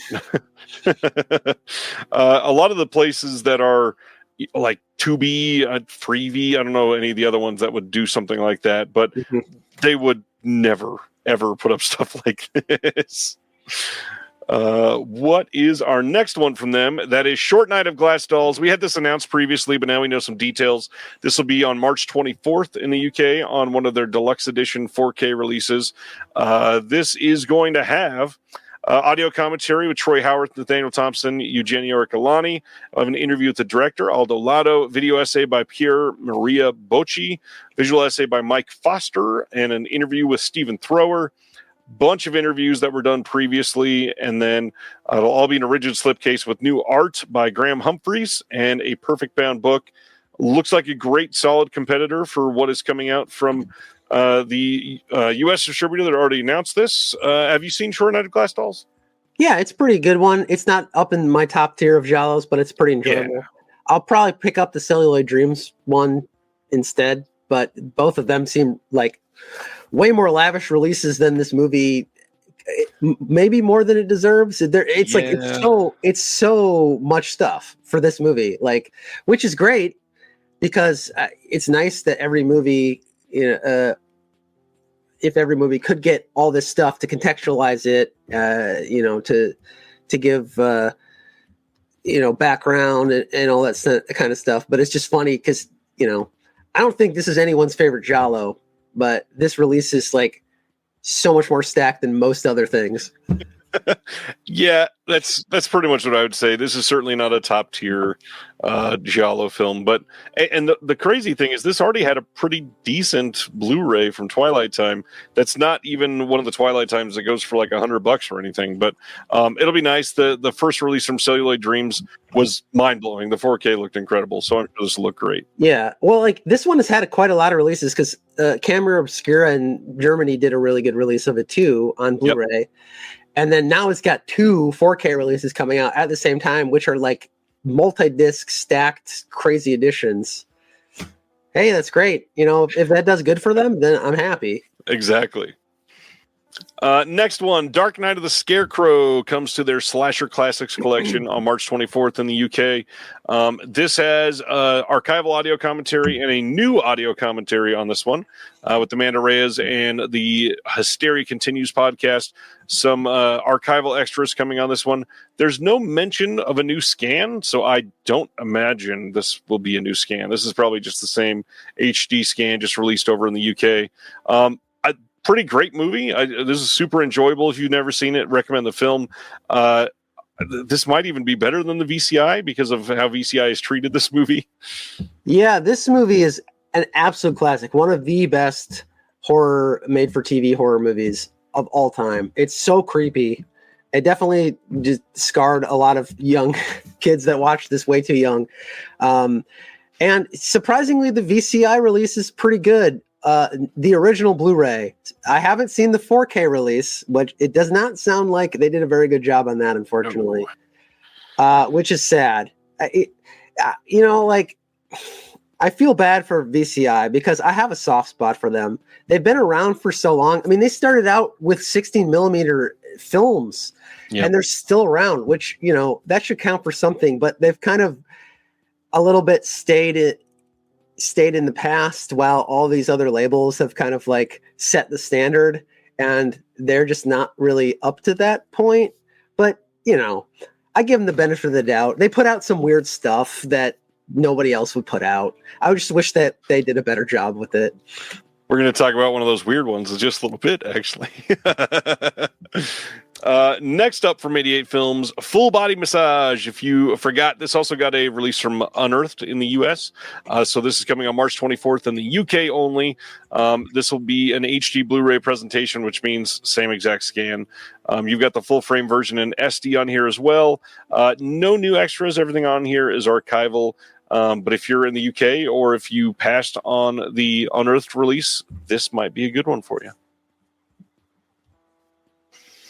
Next one, this is Miracles, the Jackie Chan directed film from 1989 that a lot of people call his masterpiece.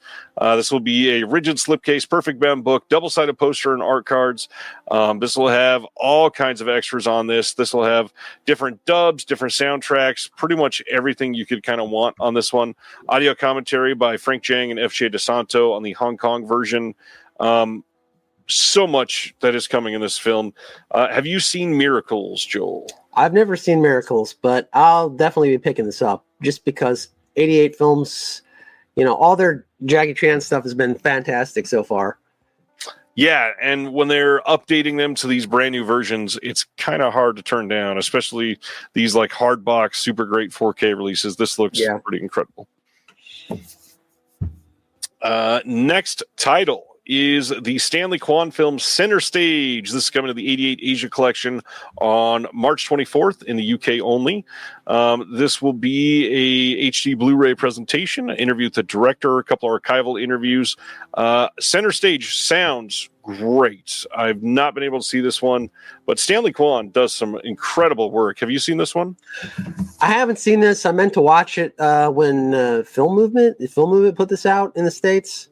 That sounds right. But I haven't gotten around to it yet. So yeah, Stanley Kwan is excellent though. Stanley Kwan, always good. Next one is Castaway. This is from 86, not the Tom Hanks movie. March 24th in the UK, this is getting a Blu-ray release. This will be including an audio commentary by Eugenio Orcolani, Troy Howarth, and Nathaniel Thompson. Another old archival commentary from David Flint. And this is a Nicholas Roeg film that people have been wanting for quite some time. How do you feel about this one, sir? I have not seen this, but I don't even think this got a DVD, so this is good news. Yeah, this is a big deal. People have been asking about this one. And I've not seen it either. And if you want Nicholas Roeg, we got another one that we're going to talk about in just a minute. But first, March 24th in the UK, March 25th in North America, we are getting An Amorous Woman of Tang Dynasty from 1984. So I have an audio commentary by David West. I'd never heard of this movie, and it looks pretty wild. This is one of the last films produced at the Shaw Brothers studio, and glad they're doing this one. Yeah, this one was one I had never heard of either, but I'm definitely going to check it out. Yeah, certainly looks interesting. And then the next one is Hong Kong, Hong Kong. This is coming on March 24th in the UK, March 25th in North America. This one is a drama that looks pretty good from the Shaw Brothers studio. This one will have an audio commentary by David West, and then Alex Mann speaks on this one. Any thoughts on this one? I haven't seen this either, but it's kind of crazy that I never would have thought that I would be in the position where I would be like, there's too many Shaw Brothers movies coming out. There's just too many getting released. Because for most of my life, they've been impossible to get. And now it's like, just stop. Just just take a break for a minute so I can catch up, because it's just so much stuff. And I understand there's so many Shaw Brothers movies of all kinds of genres, and I'm glad they're all getting out there, but it is overwhelming. Yep. Absolutely is. So I alluded to it earlier. We are getting Pinocchio 964 in the UK from 88 Films as well. This one is a Blu-ray only, not a 4K. This is a part of their Japanarchy collection that they're doing. This will have the limited Obi strip, and then this will also have a booklet. So we'll have a newly filmed interview with the director. We'll have some of his short films, including Jirosutu from 1986 and Caterpillar from 88, and then a new introduction by the one and only Stephen Thrower, which is exciting. Now, here's the difference. Do you trust an 88 Films Blu-ray or a Media Blasters 4K, considering they haven't done one ever before? Well, so they actually just put out one, Fudo, the new generation, but I have not seen it yet, and I have not heard much about it. So I don't know, because Media Blasters is, not exactly the best. They're inconsistent. Yeah, there you go. So I don't know how that one was. I would maybe base it on that potentially. But what I was getting at is I would probably wait for reviews if you were wanting this movie and see how they both look.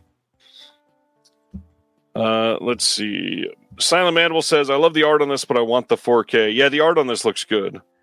What were the extras on the Media Blasters one? They haven't announced anything yet. Although these sound good. These ones sound really good. And so that might actually be a factor as well. You know, if you want the short films, Stephen Thrower is always great. So, you know, if there's is a little bit weak in that department, is the 4K going to be enough of an upgrade over the Blu-ray to justify that? I don't know. Yeah, the Media Blasters 4K of this movie, you can already pre-order from their site, but there's no mention of extras as far as I can tell. So there's probably nothing. Yeah, I'm trying to think what was on the DVD. It seems like it would be the same stuff, but I don't remember if they had anything. Well, and they just released the Blu-ray like a year ago. Yeah. Anyways, that was Pinocchio. And then we got maybe the biggest news of the week. February 18th, for real this time, because this was announced almost 3 years ago. We are getting a 4K and Blu-ray Steelbook for Panic Room from 2002. The David Fincher directed, Jodie Foster, Forrest Whitaker, Jared Leto, Kristen Stewart starring Panic Room that people have been wanting on HD since 2002 is finally coming. First off, how do you feel about Panic Room? It's been a long time since I've seen it. I didn't love this movie, and I'm happy to revisit it, but I feel like Fincher to me is just sort of mystifying because like he makes some truly amazing films and then he makes some stuff and I'm just like, what are you doing? I don't understand. Yeah. He's so inconsistent. He's always technically amazing. Like he is a technically great director. His films look amazing, but the things that he chooses to work on are just very inconsistent. I'm the opposite. I really, really enjoy Panic Room. I've liked most everything that he's done. So this is definitely exciting. I'm just glad it's finally happening. People can just kind of shut up about it. But what's crazy is this continues the trend of titles that were discussed in like the is this ever going to happen sort of question. And now we've got our first one coming in 2025, and we'll see what other titles might show up next. Do we know why this had issues? I never understood. No, it was never said publicly. One thing that could be is I believe this is one of the films that was done with the 2K DI, even though it had a 35 millimeter blow up. So they may have gone back and done like a proper 4K on the 35 millimeter and then either upscaled or just properly did the 2K DI on the CG stuff. But I don't know. I hope this looks great. I hope that people are happy with this. It's a great movie and one that deserves a lot of love. The acting in this film is amazing. And Fincher at, I won't say his peak, but a really great release from him. Well, at the very least, I mean, since this never even had an HD release, you know, you'll get that. Whether or not it's true 4K, I guess we'll see. Right. True. We're going to talk about another one of his in that same exact context in just a little bit. Next one, Wellgo USA, one of the most underappreciated labels in 2024, is releasing Escape. That came out from 2024. This will be coming on January 14th. This will have a making of featurette, a character trailer commentary, and this is a Korean film. Wellgo continuously just doing incredible work for like next to no respect. Love what they're doing. Yeah, they're putting out stuff that nobody else is going to be putting out. Absolutely.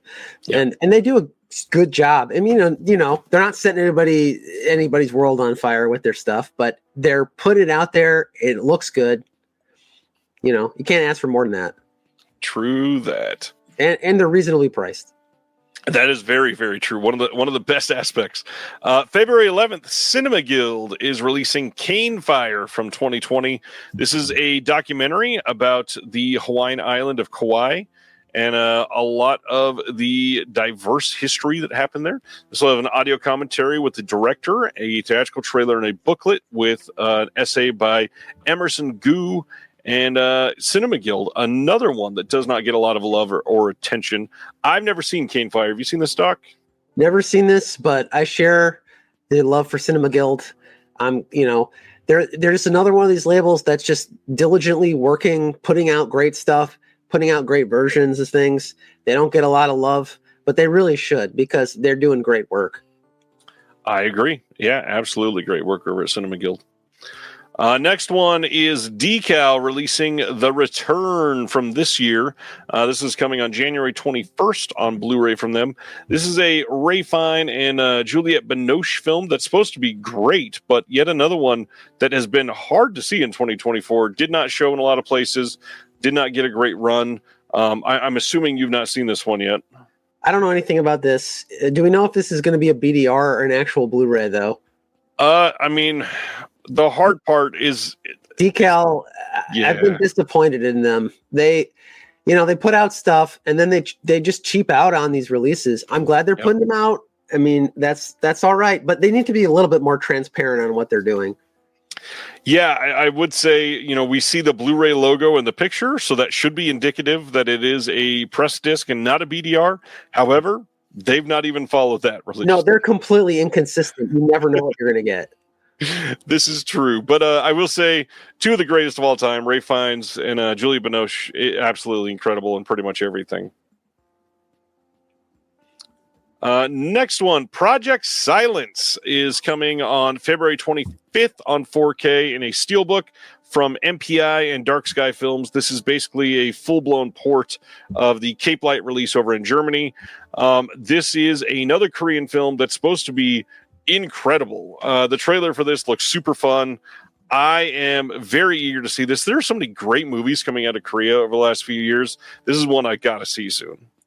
Yeah, I haven't seen this or even heard of it, but Korea is kind of a really exciting place, because a lot of their films do things that you would never expect. You know, and that's what's really exciting about it. They don't care about mesh and genre. They don't care about breaking the rules. They'll do whatever. And it seems like those are the films that actually do well there and, make a lot of money in Korea. So it's exciting that stuff's getting released by multiple labels so we can see it. And worldwide, that's a big thing, is everybody gets an equal chance. Here's that VCI release I mentioned. March 11th, they are doing a Blu-ray of Quaxer Fortune. This is a Gene Wilder film from 1970. And just listen to this plot line. It makes you want to watch it. Reminiscent of Harold and Maude and Start the Revolution Without Me, Quaxer Fortune has a cousin in the Bronx, is a gentle comedy about the story of a man out of step with this world, marching to the beat of his own drum. Quaxer Fortune earns his living by following the horse-drawn delivery wagons of Dublin, scooping up the droppings and selling it as fertilizer. Margot Kidder is the American exchange student who finds herself drawn to this unlearned but not unknowing man. This is a film that no other label would put time into. No, I mean, they put it out on DVD, and now I'm glad they're doing a Blu-ray. Hopefully it's decent. With VCI, I just don't know, unfortunately. Right. I feel like they have improved over the last few years. There was a time, probably from about 2013 to 2020-ish, that was very frustrating for them. They had some incredible titles that they were just putting out in the worst possible quality on bad encodes, on BDRs, and none of them were worth purchasing, even on sale. Yeah, I mean, I want them to do better. It seems like even if they do better, then the next time they might do worse again. I just don't know what the issue is. They have contact, like a relationship with Vinegar Syndrome, obviously, because they've licensed Terror 10 Killer and Blood Cult and all that stuff from them. They need to help them. Vinegar Syndrome needs to help them out and creating, better discs, just to give them some pointers or something, because those guys are like the polar opposites of the quality. And Right. I feel like VCI does care. Like, they've been in the business for a really long time. It's like been a family business, and they're still just doing it because they like what they're doing, and they do good stuff. Like, they're the only place that's putting out serials. Yep. And like, I commend them for that. And some of those look pretty good, but I just want to be able to not have to question, whether or not it's going to be worthwhile picking up, or if it's going to be a mess. Well said. Absolutely true. This is such an odd one. Second Run DVD is putting out Park Lanes from 2015 on Blu-ray on January 27th over in the UK. Now, listen to this plot if you've never seen this. Kevin Jerome Everson's epic, immersive, observational 8-hour documentary, Park Lanes, follows workers in an American factory over the course of an 8-hour shift from clock in to clock out, experienced and presented in real time. Rendering the often invisible and unacknowledged routines and rhythms of manufacturing visible, the film also celebrates the craft and skill developed through the repetition of movements and gestures, and explores not just the relationship between film and spectator, but of laborers and their machines. This is literally an uncut documentary of 8 hours of people just going to their job for the day. I don't know if this sounds incredibly enticing or incredibly boring. So I gotta be honest, this movie is the most exciting release news of the week for me. This sounds so good. I cannot wait to get this. And maybe I'm crazy, but I love stuff like this. And I, a couple years ago, Second Run put out a collection of Kevin Jerome Emerson films, which I haven't been able to watch, but I've been really excited about that. So I'm glad they're continuing to support his work, because this seems like, how is this even coming out? It's astounding to me. But I'm going to definitely, I don't know where I'm going to find 8 hours, but I'm going to watch the whole thing in like one sitting. Joel's going to take a work shift to watch a work shift. So yeah, you get this on 2 discs because it's 8 hours. Of course it has to be on 2 discs. You got a booklet with new essays. I mean, Second Run does great work. And again, who else is going to put out an 8-hour documentary like this? This is an incredible thing for them. Yeah. Bravo to Second Run. Every one of the releases is so good. And they curate, so interestingly. Obviously they do a lot of Czech films, but they do a lot of other smaller releases too. And this is definitely one. I cannot see this being a big seller in any sense, just because it's such a weirdly specific thing. But thank goodness it's getting put out there, because, I don't even remember this playing anywhere or being able to see it in any form. So it's great, because now I'm definitely going to get it. Well, and the whole being able to see it in any form, I haven't checked, so if I'm wrong, call me out on it. Sure. This doesn't even feel like something that would ever be on streaming. This is so much bandwidth to lose for one film. And then the filmmaker's only literally going to make, like, if 12 people stream this, they're going to make like a single penny, which is crazy. Yeah. I don't know. This just sounds fascinating to me. I don't know. I mean, it might be terrible. It's the kind of thing that you could go any way with it. Like, it might be so long that like it's transcendent, or it just might be boring. But I'm willing to take that chance and like go along on the journey with it. All right. Next up, some more of those beautiful Indicator 4K releases that we talked about earlier. This first one, are both of these same dates, March 17th in the UK, March 18th in North America. Both are getting 4K and Blu-ray releases. This first one is the Ozploitation classic Thirst from 1979. This is directed by Rod Hardy. This will have a new 4K restoration from the OCN. This will have the audio commentary from 2003 by the director and producer. Retrospective interview from 2022.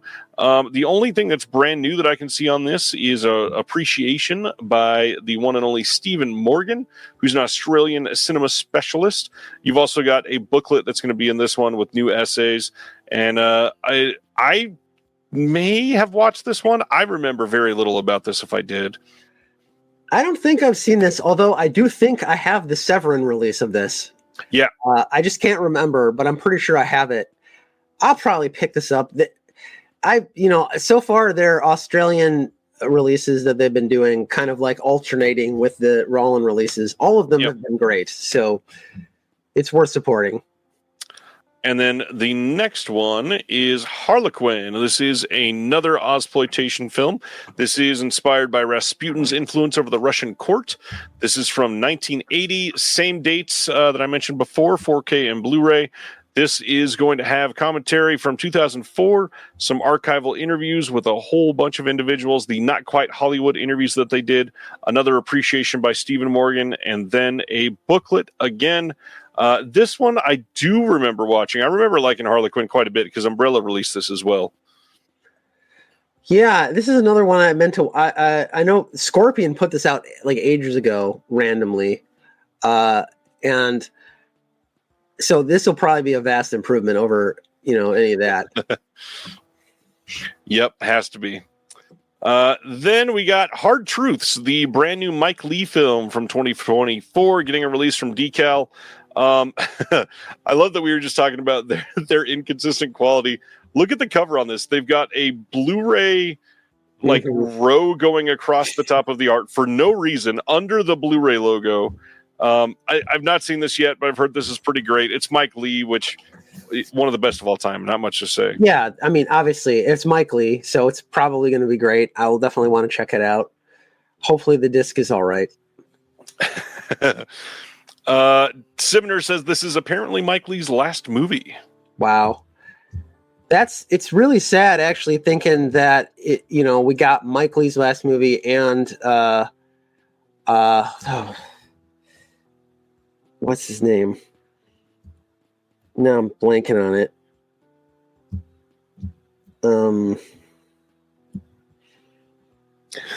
Name a film. He did Kess and Kess. His last one was The Old Oak. I don't know why I'm not thinking about it right now. I know who you're talking about. Ken Loach, Loach. Yeah, both of them.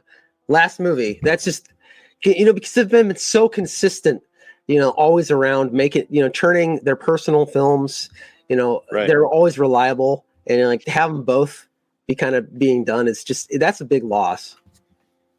Yep. And a big one with Ken Loach reuniting with an actress that he did great work with previously. So I definitely want to see this one. Here is the other one that we were going to talk about from Fincher. Social Network is breaking out of the Columbia Classics volume, I think it was 2 that it was in. It gets a standalone Steelbook 4K release on the same day as Panic Room. This is what that looks like. This will also be released on February 18th, porting over all the extras that were on the Columbia Classics box set release. Looks like a solid release, and now people don't have to shell out the extra money if they don't want the other movies. Social Network, how do you feel about this one? That's one of the ones I like. I like that movie. I can understand if people don't, but maybe it's because the score is so good. I just love the score for this movie. But it's just, it's great. I'm glad that people don't have to shell out for the box. At this point, what are we still waiting on out of that box? I think there's at least 3 more that have not been released out of the second one, and the first one still has like 5 that have been released. That's what I thought. It's weird that the first one they're still they haven't done anything with it. And that one went out of print much faster than the others. It seems like they realized, these will sell, and they started making more of the other ones or something. But that thing goes for like $600 on eBay nowadays, especially if you got a sealed one. Yeah. Once they sell out of that, and it's just, you have to pay eBay prices or whatever, what does it impact Sony to just release them? I guess, they want, it's a tightrope kind of act, because they're like, well, if we put out the individual ones too soon, then the next box set, they'll be like, I'm just going to wait for the individuals ones. So I don't know, but it's too bad, because, if you want one movie, you don't want to have to pay $500. Right. Whatever. I'd also still rather, appreciate the Sony box sets with 6 or 7 films for 105, on release date, rather than 7 steelbooks that all come at $35 a piece on release day. Yeah, I mean those sets they do a great job on them, and if you have diverse tastes, then they're not too bad because you can find something to like for the most part. And I guess if you don't like one of them, you can just sell them. Honestly, yeah. They are very weird mixes, and of course, they're not very shelf friendly either. Yeah, I can't believe that Stripes is still just languishing that set. You'd think that they would want that one out because that the theatrical cut has never been on Blu-ray other than that.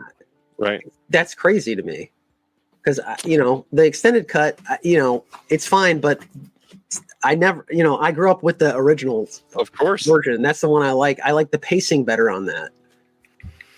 Well, as usual, after we cover those announcements, we normally check out what's coming out next week in case you forgot. And once again, like October, November, December have been massive for physical media, and next week is pretty huge as well. Demolition Man coming on 4K from Arrow. The Searchers coming on 4K. This is the first Warner Archive 4K release ever. The Faculty 4K, the complete series of Seinfeld on 4K on Blu-ray finally. The Holdovers on 4K from Shout. Kickboxer 4K from Lionsgate. Stir of Echoes 4K Steelbook coming from Lionsgate as well. Transformers 1 getting its 4K Blu-ray release. Far and Away 4K from Shout Select. So many 4K titles. That's a big pretty change. Crazy. Pretty crazy. Talk of the Town 4K from Sony Pictures, the Conversation 4K Steelbook from Lionsgate, Below 4K from Kino Lorber, Joker 2, Joker Folia Duel, whatever, that one is coming out, Eastern Condors from Criterion, Immaculate 4K from Neon, we'll be able to see how this looks from Neon and Decal, Terrifier 3 making its home video debut next week in the U.S. Severance Season 1, Evil Does Not Exist from Janus Contemporaries. The Tall Target from Warner Archive. Golden Harvest Volume 2 from Shout. Mr. Lucky from Warner Archive. Nora Prentice from Warner Archive. The Spanish Main from Warner Archive. We've got Black Eye from Warner Archive. Yokohama BJ Blues from Radiance. Heavy Traffic coming from Sandpiper Pictures. The Claim from Kino. Sometimes I think about dying from Oscilloscope. I just got my subscription piece in on that one. Need to watch that one here soon. The Mean One Steelbook coming as well. A Night Full of Rain from Warner Archive. Conclave getting its Blu-ray release and oddly coming on 4K in a couple months, but they've already announced that, so you know not to buy the blue. The Pope of Greenwich Village from Sandpiper Pictures. Cheerleaders Wild Weekend from MVD Rewind. Ballad of Josie from 1967. River's Edge from Sandpiper, same as Sleepaway Camp 2 and 3, finally coming back to Blu-ray in the U.S. Mulholland Falls from Sandpiper Pictures as well. The Land That Time Forgot, getting another blue from Sandpiper. Cop Killers from MVD. The Beloved Rogue from Kino Classics. Absolution with Liam Neeson. Tons of titles. Anything that you're excited about there, sir? Oh, man, there's so much good stuff coming out. I already have that Demolition Man on the way, so definitely getting that one. I'm pretty excited to see the restoration on that Searchers. That's going to look gorgeous because that Blu-ray is really old, and the colors on that are going to look amazing. There's just too many things. This is so many. I got to get that Kickboxer. I totally forgot that was coming out. They should have been promoting that more because that's a big deal. It's got both cuts. It is a big deal. I'm really excited for that. That's it's not a great movie, but it's so entertaining. And it's Jean-Claude. Like everybody is attached to him in one way or another. It seems like. Yeah. Oh, that's so great that that's finally coming out. Honestly, they should have been promoting that more. I can't believe that they're just kind of doing that. It's the Seinfeld stuff's weird. I don't understand what their logic is between how they decided to do the 4K and the Blu-ray. It's just I don't know. It frustrates me just from the standpoint of trying to figure out what do we want to bring in for rental? Do we want to bring in a shitty Blu-ray, or do we want to bring in a 4K that no one will rent because no one rents TV shows on 4K? I don't know. That's a solid question. And that it's such a weird thing because it seems like they're obviously sort of balking towards collectors and saying, you want everything done right? Here, have the 4K, have the right aspect ratio, and then we'll do this cheap ass set on Blu-ray for everybody else that doesn't care. But then you already did the work for the 4K. Why are we changing it? That's what doesn't make any sense to me. It's just like, why don't you just use this? Whatever. I don't know. It's just surprising coming from Sony, because they're usually better than that. I've got a question from San talking about Joker 2 Madness for 2. I don't know if they're actually calling that. I can't see the title on this. I mean, it's still listed as oh no, Foley is still listed on the top of the steelbook at least. I don't know. That's a weird one. Yeah. Oh, also The Tall Target, highly recommended. Really fun, short, kind of like adventure movie. The setup is like, it's like he's a detective on a train. There's a plot to assassinate Abraham Lincoln, but it's like really film noirish. Excellent movie. It's like 70 minutes, so like, what can you lose? Right. You're still getting pretty much every new release of Scarecrow, right? We get as much as we can, but like, you know, when it comes to you see how much stuff's coming out, right? Like no one can do it. No one can buy everything, so we have to make choices based on okay, is there an existing version? Right. And you know, sometimes we have to move stuff around. Like, well, we'll wait on this for like a month, and we'll get it later, or that kind of stuff. But you know, we try to get everything. It's just there's too many things. Speaking of Warner Archive, do you know how you guys are getting Warner Archive nowadays? Is it all through Moviezing? We get most everything through Alliance nowadays. The distributor. Yeah. Which kind of is not the best, because, I mean, they have a lot of good stuff, but I don't know if it's because of Allied Vaughn, but the margins on the mod titles are not good at all. Like, you know, half the time we could just buy from Amazon for less than like what the cost is. So that's not great. But that's just how it is. What's weird on the Warner Archive is like most of those ones coming out next week just showed up on Amazon today to be able to pre-order. It's been really inconsistent because, you know, we always try to pre-order everything. So we have the orders in, so they're ready to ship out. You know, we get the first wave of stuff, but Warner Archives have been really crazy. You know, like sometimes we don't get stuff for like a month after they come out. I don't know why. And I never know whether or not they've actually been delayed or if, you know, something else is going on with them. I don't know why. All right. We are going to move on now to our next segment, which is about 5 of our favorite discoveries from 2024. We didn't discuss much on this. Did you put any rules down for yourself for these, or any sort of barriers for you? I just basically I didn't want to pick anything that had come out this year that was released this year, either like a new movie or anything that had any sort of release this year. So. Yeah, but we didn't really talk about the rules. I don't think it really matters. It's just we're just sharing stuff that we saw that we liked, essentially. I was mostly curious on that for you because I mean when we did the Code Red thing, you had some of your own plans that you're like, I got to choose these certain things. So I love hearing the thought process behind it. But let's get to it. Do you have like an actual ranking 5 through 1? I do, sort of. They go from least obscure to most obscure, kind of. Yeah. Do you want me to go first? Yeah, let's do it. Let's hear that number 5. Okay, here's the first one. 10, Blake Edwards, 10. So I'd never seen this before, but American Masters created a documentary about Blake Edwards earlier this year. I watched that and I was like, you know, I should check out some more Blake Edwards stuff. Blake Edwards is a really interesting director. He's kind of done all sorts of genres. Mostly he's known for the comedies. So like 10 was one of his biggest, kind of most famous movies. So I'll check it out. And it's surprisingly just so great.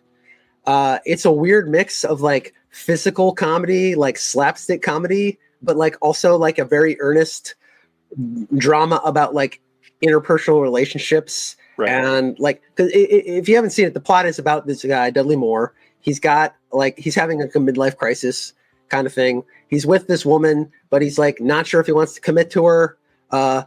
And he sees this gorgeous woman in a limousine, played by Bo Derek, and he sort of like that becomes his fantasy, and he's kind of like fixated on this. And so it's just kind of about his like very diluted sense of, you know, like trying to come to terms with all the things going on in his life, and still holding on to this image of this woman as like an object of desire. But it's done in a way that is both really funny, but like actually about dealing with these relationships and dealing with the ideas in sort of an adult way. I don't know. It's such an odd tone, but if you haven't seen it, I would definitely recommend checking it out.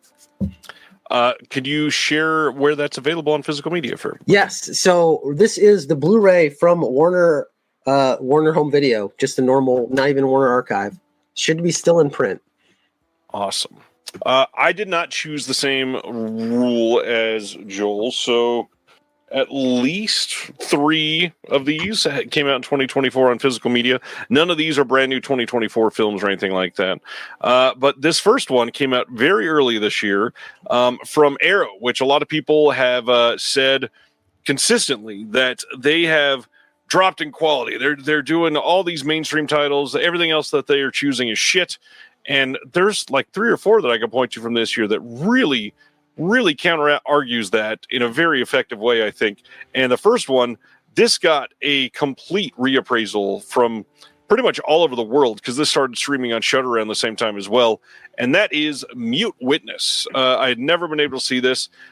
This 4K came out. It's all also on Blu-ray from Arrow at the same time. This is a Russian story about making a movie, and there is a film set that's happening in this weird setup building that is really hard to explain.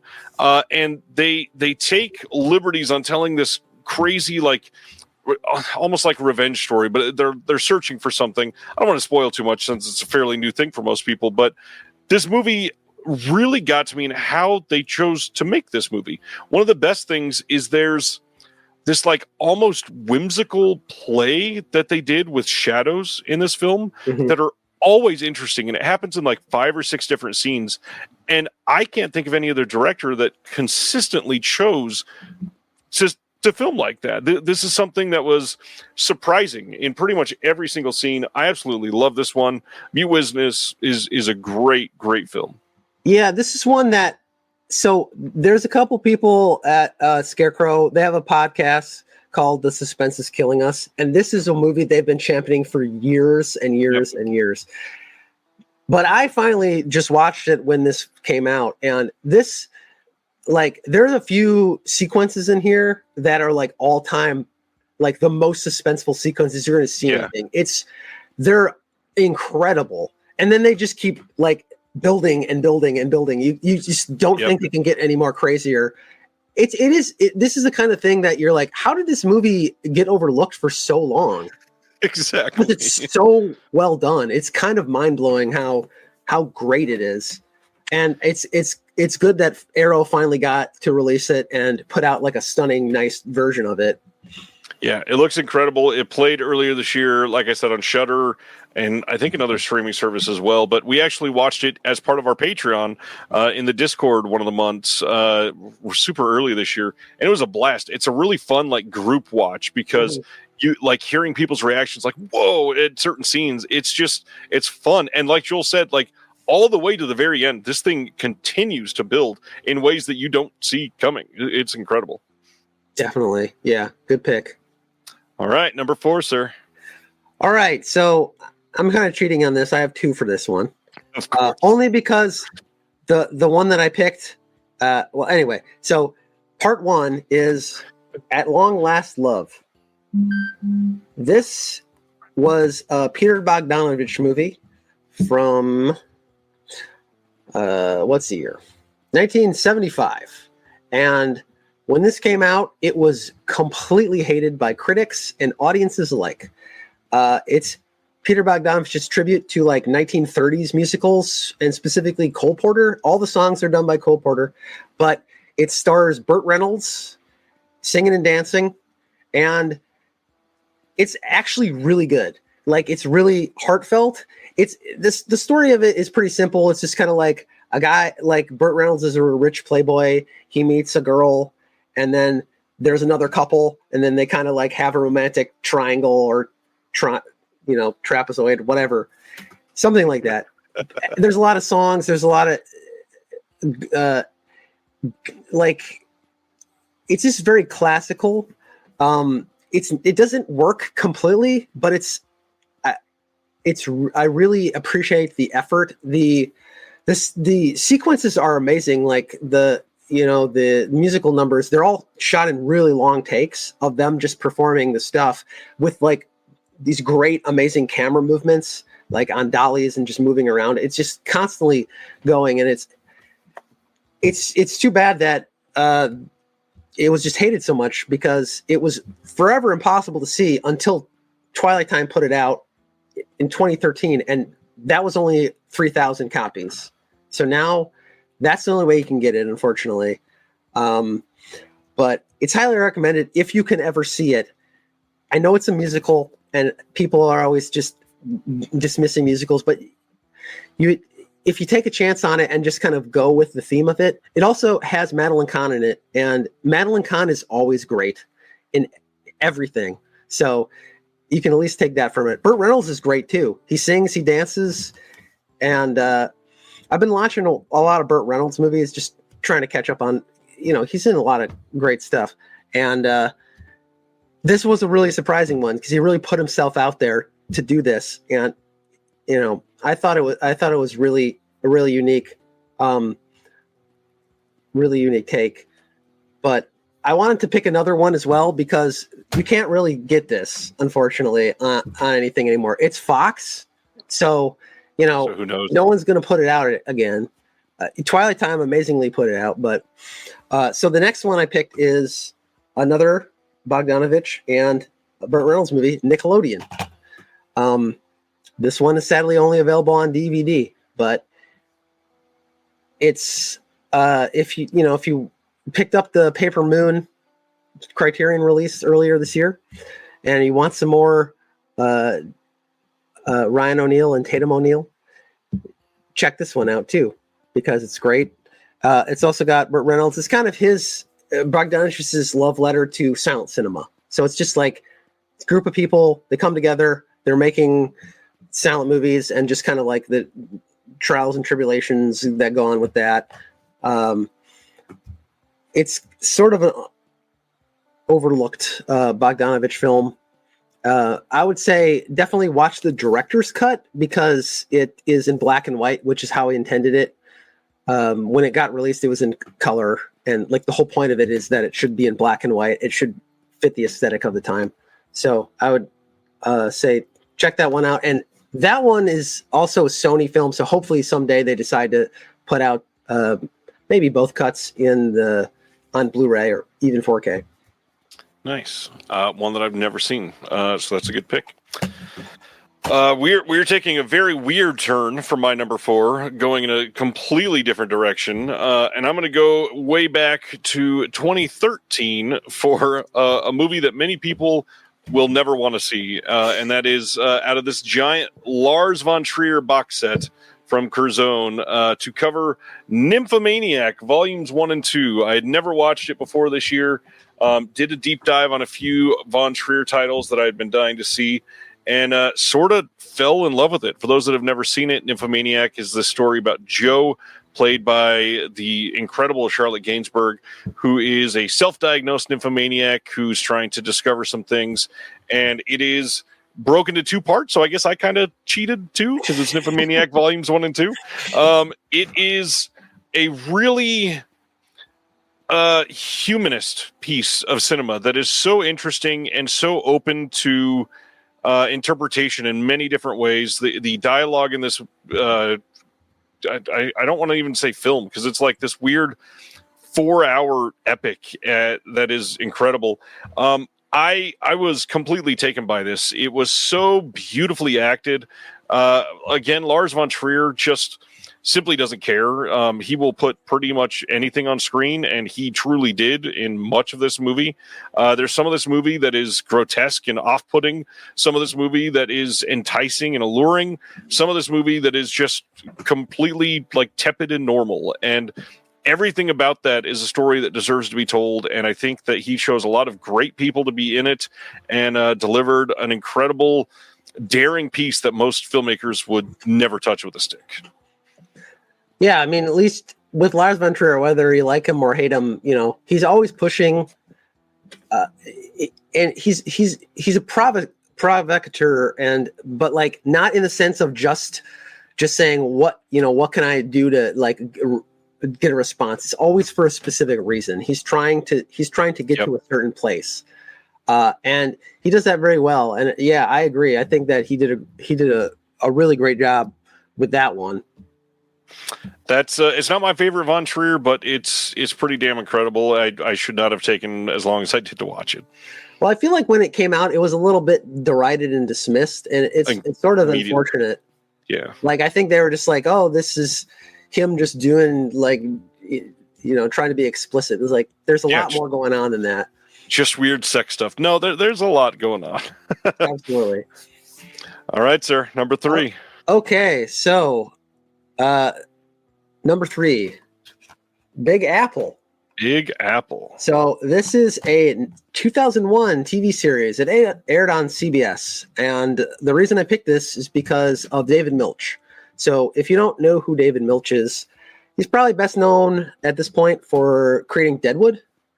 Or you might know him from creating NYPD Blue, which is kind of probably was the most successful thing that he did. But I would say that he's probably one of the greatest writers that television has ever had. He is completely fascinating as a person and as a writer. And he has a very unique voice. The way that he imbues his characters with the voice and just his kind of worldview. I've been trying to watch as much of his stuff as I can, and I stumbled upon this one. So this one came out in 2001. It was right in between him coming off of doing 7 seasons of NYPD Blue and before he would go on to do Deadwood. So I think they were probably looking for, you know, like, hey, just do a cop show like NYPD Blue and make us some money. So, but he was really not interested in it. So the kind of setup of the show is some detectives from the NYPD having to deal with the FBI working in a case and kind of like the layers of secrecy and bureaucracy and the stuff that's going on there. But he's not really interested in that at all. He's just mostly interested in the people's lives and the characters. Which is, it's kind of hard to explain if you haven't actually seen any other Milch stuff. But the number one reason to watch this is because of the main performance by Ed O'Neill, who plays the detective. So, you know, Ed O'Neill is mostly known for his comedy work, Married with Children, Modern Family, but he is absolutely fantastic in this. It's hard for me to describe just how interesting and like nuanced his performances in this. I feel like he's a really underrated actor in general, and he seemed like he worked really well and really understood what Milch was trying to do to get through the human side of the characters. Actually, Ed O'Neill was the first choice to be Swearingen in Deadwood, but HBO completely refused that. So they cast Ian McShane, which is amazing. You know, it's a completely different thing. It's like somehow I would like to see both of those exist if you could see parallel dimensions of that kind of stuff. But anyway, I just can't say enough good stuff about David Milch. If you are at all interested in, you know, like understanding writing process, like you're a writer or you just like to know how people processes, his autobiography, A Life's Work, is absolutely fascinating. He talks about how kind of his process works and how he externalizes it, and it's just fascinating. So that's why I wanted to pick this one. This just kind of, it's such a unique sort of gem. Like, it was only aired for 6 episodes, so they didn't even finish airing all the episodes that were shot. There's 8 episodes on this, and it was in such a weird time period prior to HBO really growing and doing a lot of stuff. This one little beacon of light on the show that is doing, it was just ahead of its time, because if it would have been on HBO or some kind of thing, and you could see Milch getting his home there and being able to do the kind of things that he wanted to do, because his process is pretty crazy. I would recommend also, if you haven't watched any of the extra features on Deadwood, where you get to see his process, get to see how organically the show kind of evolves. That's kind of the purest distillation of what he was able to do when he had like the full backing of everyone and like the whole backing of the network. So anyway, highly recommended. It's only available on a mod DVD from Paramount, but it's still in print, so definitely check it out. Good call on that one. This next one, and actually my number 2 pick, are both very timely films for 2024 and beyond. And something about a riled up election year and choices for people being made that are, probably going to change the future landscape of our society for some time, always draws unique, interesting parallels with what I'm watching. And I just seem to, dwell back on some of these films with today's landscape in mind. And one that I think a lot of people saw for the first time this year, that I also saw for the first time, that I fell in love with, was released by Fun City Editions, who have done incredible work with pretty much every single release they've touched. But one that I am uniquely proud of my dear friend Erica Schultz being able to do the commentary on this one as well. That is 1983's Deep in the Hearts, also known previously as Handgun. This is a title that she has been championing for some time. It is a story about Karen Young, who you see on the slipcover here, moving out on her own and living in Texas. And it's set in Texas very much as a very specific choice. And what's unique about it is it's a co-production between a production company in Texas and a production company from the UK. And so the two different views on society of these two production companies making this piece makes it just this unique slice of this time period that really only would have worked when they made it. And Karen Young, unfortunately, meets a man, and he ends up taking advantage of her and rapes her. And she immediately becomes hell-bent on getting revenge. And it's not your typical rape revenge story, but it is a very realistic view of a incredible, like, harrowing environment for a young woman that is already petrified and thrust into a situation where she feels obligated to be kind to somebody, and they take advantage of that. And the amount of, modern day conversations that you could apply to this film are remarkable. It's kind of crazy how much it's still relevant to this day and age. The end of the movie is incredible. We talked earlier about horror movies in 2024 not being able to nail an ending. So many of these that I'm bringing up just perfectly nail the ending. Something about a lot of these movies that are getting great restorations are because they're incredible films from start to finish, and they're able to really nail the storyline. And this movie, Deep in the Heart or Handgun, whatever you want to call it, it truly does. This movie is incredible, and I hope people check it out. Still in print, of course, from Fun City, just came out this year. Check it out. Yeah, this is it's a great movie. It's a hard one to recommend because it is difficult to watch, but it probably encapsulates and it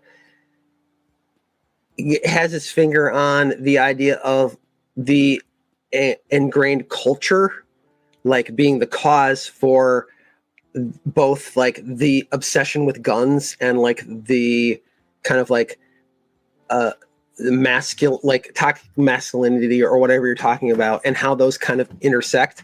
Yep. But it does interesting things with that as well. I kind of like the sequence where she kind of starts like, going on her road to revenge and kind of like getting into the gun culture, and kind of how you see her get immersed in that, and how they accept her into it when she proves that she knows how to use a gun it's such an interesting kind of trajectory within the movie that you don't really expect to come, but it feels very real. Yeah. Like the people that they have in that are just amazing. Also, I would say the actual rape scene in that movie is probably one of the most disturbing I have ever seen. And that's not because it's particularly graphic or anything. It's so brutal, but only because of just how, like, this guy, it's like he doesn't even care. It's just about the power. Yep.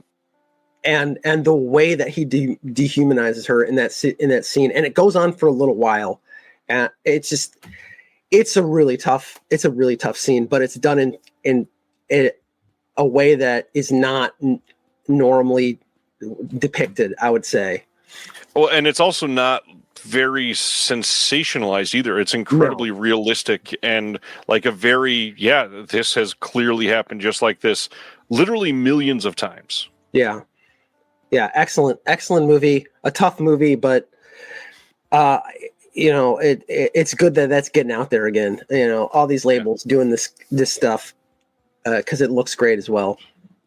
I agree. All right, sir. 2 left. All right, mine is a lot stupider, but that's all right. So I'm going to do The Dragon Gate. So this is one of the perks of being around Scarecrow and just being like immersed in this giant library, because you just like wander around and you look at things and you're like, oh, what's this? Troma put out this tape and it's banned in South Korea. Huh? What's that? So you end up watching this movie. So this movie's from 1994. It's directed by Mike Marvin under the pseudonym Michael Oliver. So he's best known for Hamburger, the motion picture, and The Wraith, if that gives you any indication. But he's just kind of like a hired gun, I think, because the real impetus behind this movie, the real driving force, is Dan Coplin, who is the producer, writer, and star. So, like, when you have the producer, writer, and star, you're in for a treat. You're in for a passion project. And this movie is it was a pretty common genre in the early 90s, what I would call white guy martial arts movies. There was a lot of them in the early 90s. So, like, I've kind of a fondness for them. And this dude is like the most white guy martial art guy ever.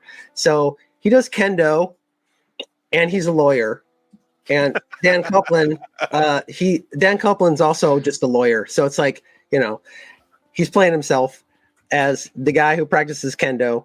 But his girlfriend, the movie starts with his girlfriend, like, I'm leaving you because all you do is lawyer and play and do kendo stuff. That's exactly what she's like. You just that's all you do. Fast forward to a couple months later, he goes to a party. It's a Christmas party. So this is a Christmas movie, in my opinion. And so he runs into her there, and they're like, oh, okay, nice to see you. But then she gets randomly kidnapped by some guy who hits on her, and then somehow they escape into an alternate dimension full of ninjas and other weird stuff. So they're in this other dimension. All of a sudden, Jeffrey Lewis shows up. So if you don't know Jeffrey Lewis, he's in a ton of Clint Eastwood movies, mostly known for like Every Which Way Loose and stuff. You would definitely recognize him if you saw him, but he's in this movie randomly. He's kind of just some weird mystical teacher guy. So he'll give you he'll basically make the plot go forward or give you some advice or whatever. He gives him some magic words and explains that he has to like solve a riddle. And it's completely crazy, honestly. So like he has to go into this other place. He's fighting ninjas, and it's pretty gory. Like he decapitates a lot of ninjas and disembowels them and stuff.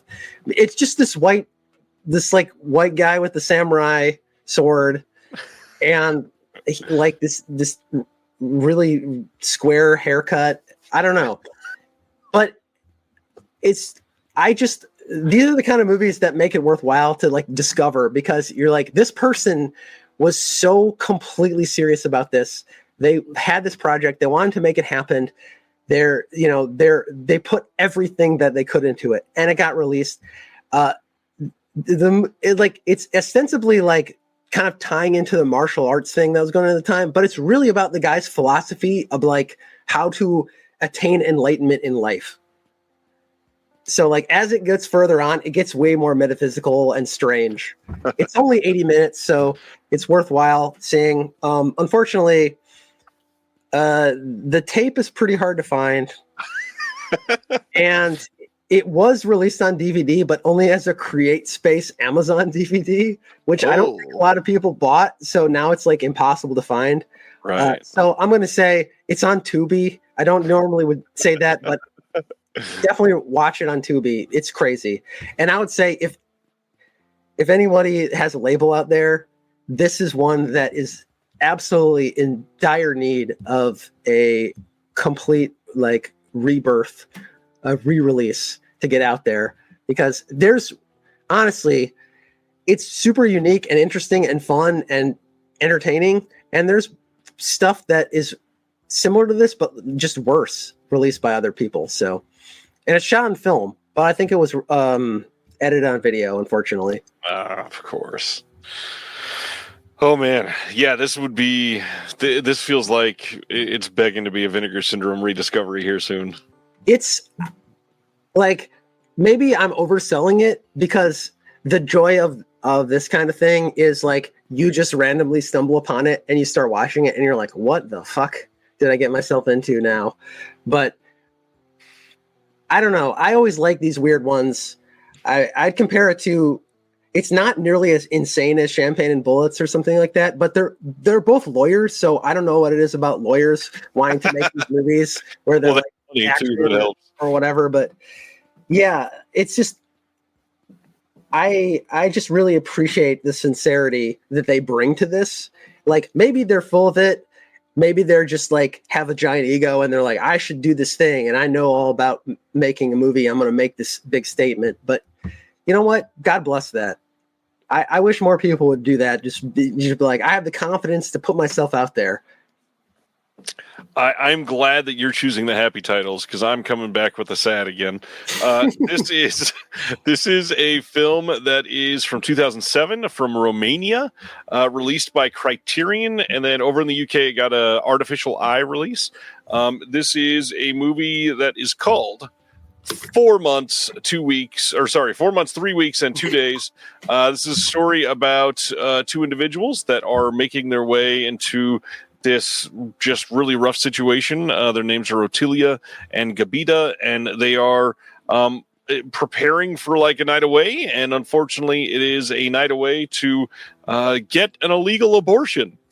And just like we talked about with Deep in the Heart, this is a bit of a difficult movie to watch. And it was a discovery because there is, like we talked about earlier, there are trends in filmmaking, and you can kind of see it in modern filmmaking right now. Since Roe v. Wade was repealed, there is a number of films that have come out, like Immaculate, that show forced childbirth. There have been a number of films that have showed problems with abortion. There's been a number of films that have showed stuff with troubled children because of Roe v. Wade. It's like a political response to what is happening. And this is a very clear response to, actual political choices that are outlying a medical procedure in another country that has forced somebody to do something that they never wanted to do and grapple with a tough situation. These two people are put into one of the most vulnerable situations of their lives, because if they get caught, they can go to prison immediately. And obviously everything surrounding this is secretive already. And because of that, the individual that they're going to visit takes advantage of them. And again, sort of like Deep in the Heart, this movie is just harrowing from start to finish. You feel on edge through most of it, because you know at any moment anything terrible could happen to these two. And it's just ridiculous that they're thrust into this situation. It's an incredible movie, sort of a difficult watch, like I said, but one that people should see, especially if you're, Anywhere associated with or close to a political stance on the idea of abortion? Yeah, man, you're picking the depressing ones. Yes, I am. I mean, it's a great movie, but it's it is tough. But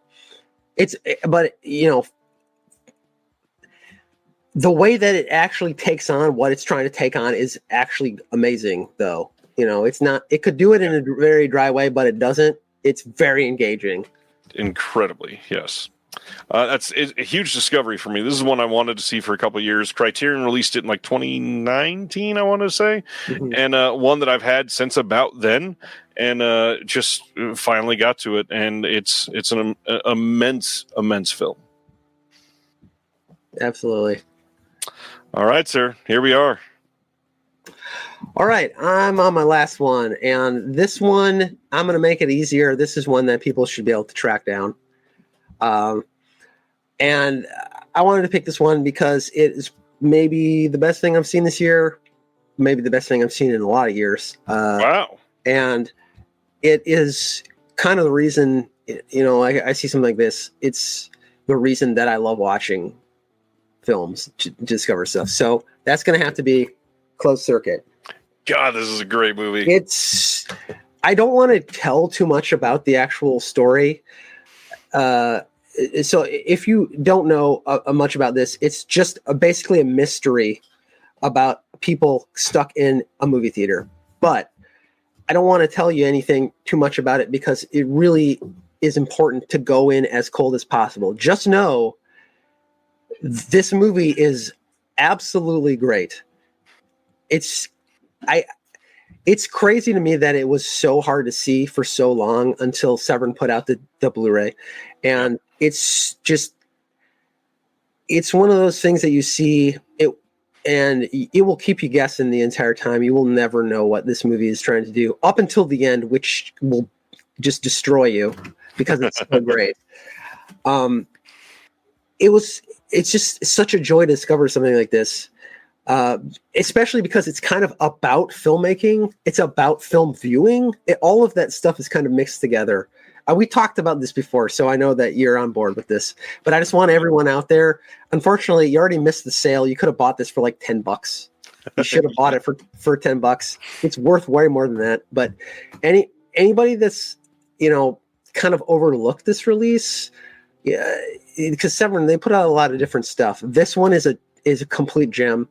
And I feel like some people have found out about it, but not nearly enough. So absolutely check it out at your nearest opportunity. This movie, obviously they covered it like in their podcast episode last year when they did the sale titles in November, but that's kind of all the marketing they did for it. And then they released it on Black Friday to like little to no fanfare. And this movie is a masterpiece. This is like immediate top 5 in the entire Severin catalog ever, literally. Yeah, like this is one I still think about constantly because it's so fascinating, and the ideas that it's trying to explore are so interesting, and it's crazy that it's just like this little thing that's just never been available, and then Severin drops it. And you're like, how has this been overlooked for so long? Yep. Because just the filmmaking within it, like it's so well made on every level, but it's just been languishing in like terrible like bootleg copies. Yep. And I now didn't get like this giant bells and whistles release from them, so people aren't clamoring to get it. And I believe Sibner is correct. I think it was on sale for only $7.50 in this Black Friday sale, which to me indicates it hasn't sold well for them at all, which is awful. Awful. It's it is very such a great movie. Fortunate, but it kind of goes back to people like this is. I like the community with the physical media folks. We're all here for each other, but like sometimes you do need to be more open-minded and take a chance on something. For $7.50, I mean, come on. That's like less than going to see a movie in the theater, and then you'll own a thing. Much less. This one is a safe bet. Just see it any way that you can. If you are a fan of films at all, you will like this. There's just no way you can't. If you don't, that's fine. You're welcome to your opinion, but it was such a joy to discover this. And I went in completely cold. I was like, this sounds interesting. I love movies that are set in a specific location, and I like movies that are set in a movie theater. So this will be really interesting. And it was so much more than that. So much more. Yeah. This movie's great, and it's one of the only movies that came out on disc in the last 4 years that I've watched like 3 times. It is that good. Yeah. Oh man, I love this movie. Yeah. Solid number 1. Everyone that I know that has actually watched it is like, this movie is amazing. Seriously. Yep. So take that as an endorsement. All right, so my last one is one that Dr. Will Dodson has been trying to get me on for a while, and there's never been a Blu-ray release in the States. And finally, Umbrella over in Australia took it upon themselves to release this incredible film, and this is 2008's The Chaser. This is a movie that is directed by Na Hong Jin, a South Korean film that is about some sex workers that keep going missing, and the guy that's overlooking these sex workers, aka a pimp, they are trying to figure out why they're going missing, and they send a girl out there to try to track them down, and she goes missing. And so he goes after them himself and discovers a dented car, and from there's some light investigating, but from then the chase is on. And this movie doesn't slow down. From moment one, it is an incredible piece of filmmaking that is so interesting because it's a serial killer story baked within this like crime thriller that are both happening at the same time. And because it's South Korea, they don't hold anything back. There are so many parts in this movie that if it was an American production, it would have been solved, or they would have done it in a much like softer way. But it's South Korea, so they're just like, no, we're going to walk in and we're going to brutally beat the hell out of this person or whatever, and show all of it, of course. And this movie is tense. It is genuinely creepy. It feels sleazy. It is all kinds of just different emotions wrapped up in one.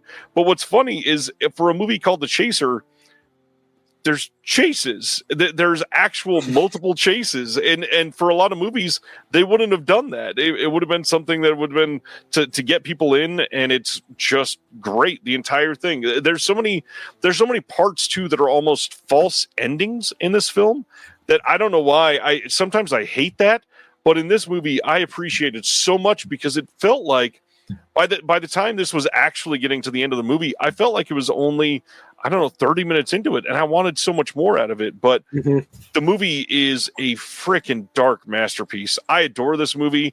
I will be watching this quite often. The Chaser from 2008. I'm hoping somebody in the U.S. puts it out so that we can get more eyes on it, because it's a masterpiece in my opinion. I'm surprised.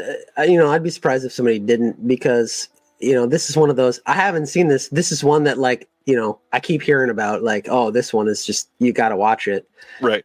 And I've heard that enough times. At this point, I want to watch the Blu-ray, so maybe I'll just wait a little bit longer. But yeah, we were talking about South Korean films a little earlier, but they go to places that, most places wouldn't go. And they know how to make a movie that's like long but like doesn't feel long, if that makes sense. I don't know how they do it, but yeah, this one I'm definitely gonna have to check out.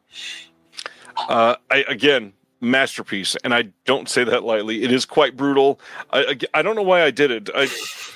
Literally all of my movies are, well, You Witness isn't like a difficult watch, but it's pretty tense throughout. The other 4 are pretty difficult watches. I picked fun ones. Oops. 2 sides of a fun cinema-loving coin. Anything else that we want to pitch? Any other shout-outs for discoveries this year? Or anything you want to hype up for the store? Oh, man. No, I don't know. I mean, just you can rent a lot of the stuff by mail. So yeah, if there's something that you've been dying to see, that's an option out there. It's pretty low cost, low barrier to do. Or you can get in touch with me and I'll help you out. Yeah, absolutely. I will say there is so much going on at Scarecrow. If you're anywhere near, and when I say near, I'm saying like within 100-mile radius, you should absolutely be making the jaunt to get up there. I've never been, and I'm dying to show up, so I'm hoping I can make that happen in the next handful of months. It is somewhere that is like my mecca now. I just publicly want to say thank you for continuing to support this little tiny magazine that I've done. I mean, it seems like Scarecrow has been the main driving force behind a lot of people getting it, and I know people that genuinely wait until it's on the Scarecrow shelves to go pick it up every single time it's released, so thank you. Well, I mean, you're the driving force behind that, so don't sell yourself short, because you've turned that from like a tiny zine to like a proper magazine, and it's every issue it gets more polished and more and more, just ambitious. We're doing our best. Shout out to Stan in the chat who does a hell of a lot of work on these. So thank you. Yeah, not much else to say. Again, thank you for showing up this month, Joel. I think I said it last week, but I'll hint at what we got going on. I feel like this is an all-star month. We started with Dr. Will last week. We've got Joel this week. Next week, Aaron from Cine Journeys, who was in the chat earlier. He's probably snoozing now, but he'll be here next Thursday. And then I got a first-time guest coming the day after Christmas that I'm super excited about, that you all know and are going to be happy to spend some time with them. It's been an incredible couple weeks, and I'm just happy that we all are here together at the end of a tumultuous year, not only for the world, but I mean, physical media. We have heard so many stories of it dying. We even talked about the LG thing earlier, but I mean, even tonight on a slow week, we had like 45, 60 announcements, something like that. It's crazy. Yeah. I mean, this year there's been so many Grail titles released or that will be released, so it's hard to know what to think at this point. That's too true. All right, everybody. Well, if you are interested in having more of these conversations 24/7, consider joining the Patreon so you can come hang out in the Discord. We would love to have you. Link for that's in the description below. Other than that, till next week, have a good, safe week, and we will see you next Thursday. Appreciate you. See you later, everybody. Thank you for watching The Disconnected. On the way out, make sure that you are subscribed to the channel, that you've liked the video, and that you've copied the link to be able to share with someone else that may appreciate this.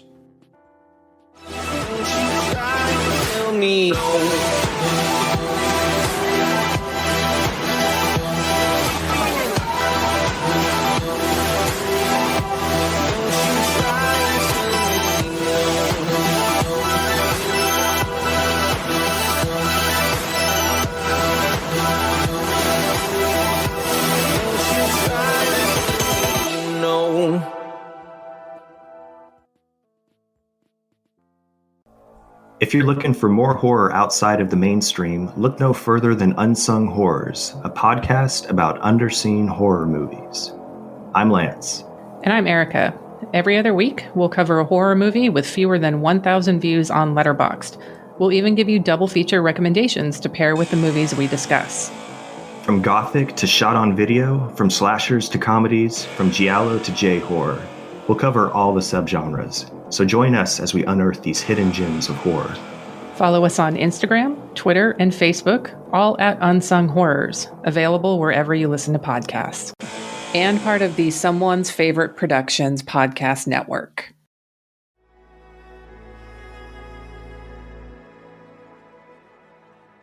Thank you for listening. To hear more shows from the Someone's Favorite Productions podcast network, please select the link in the description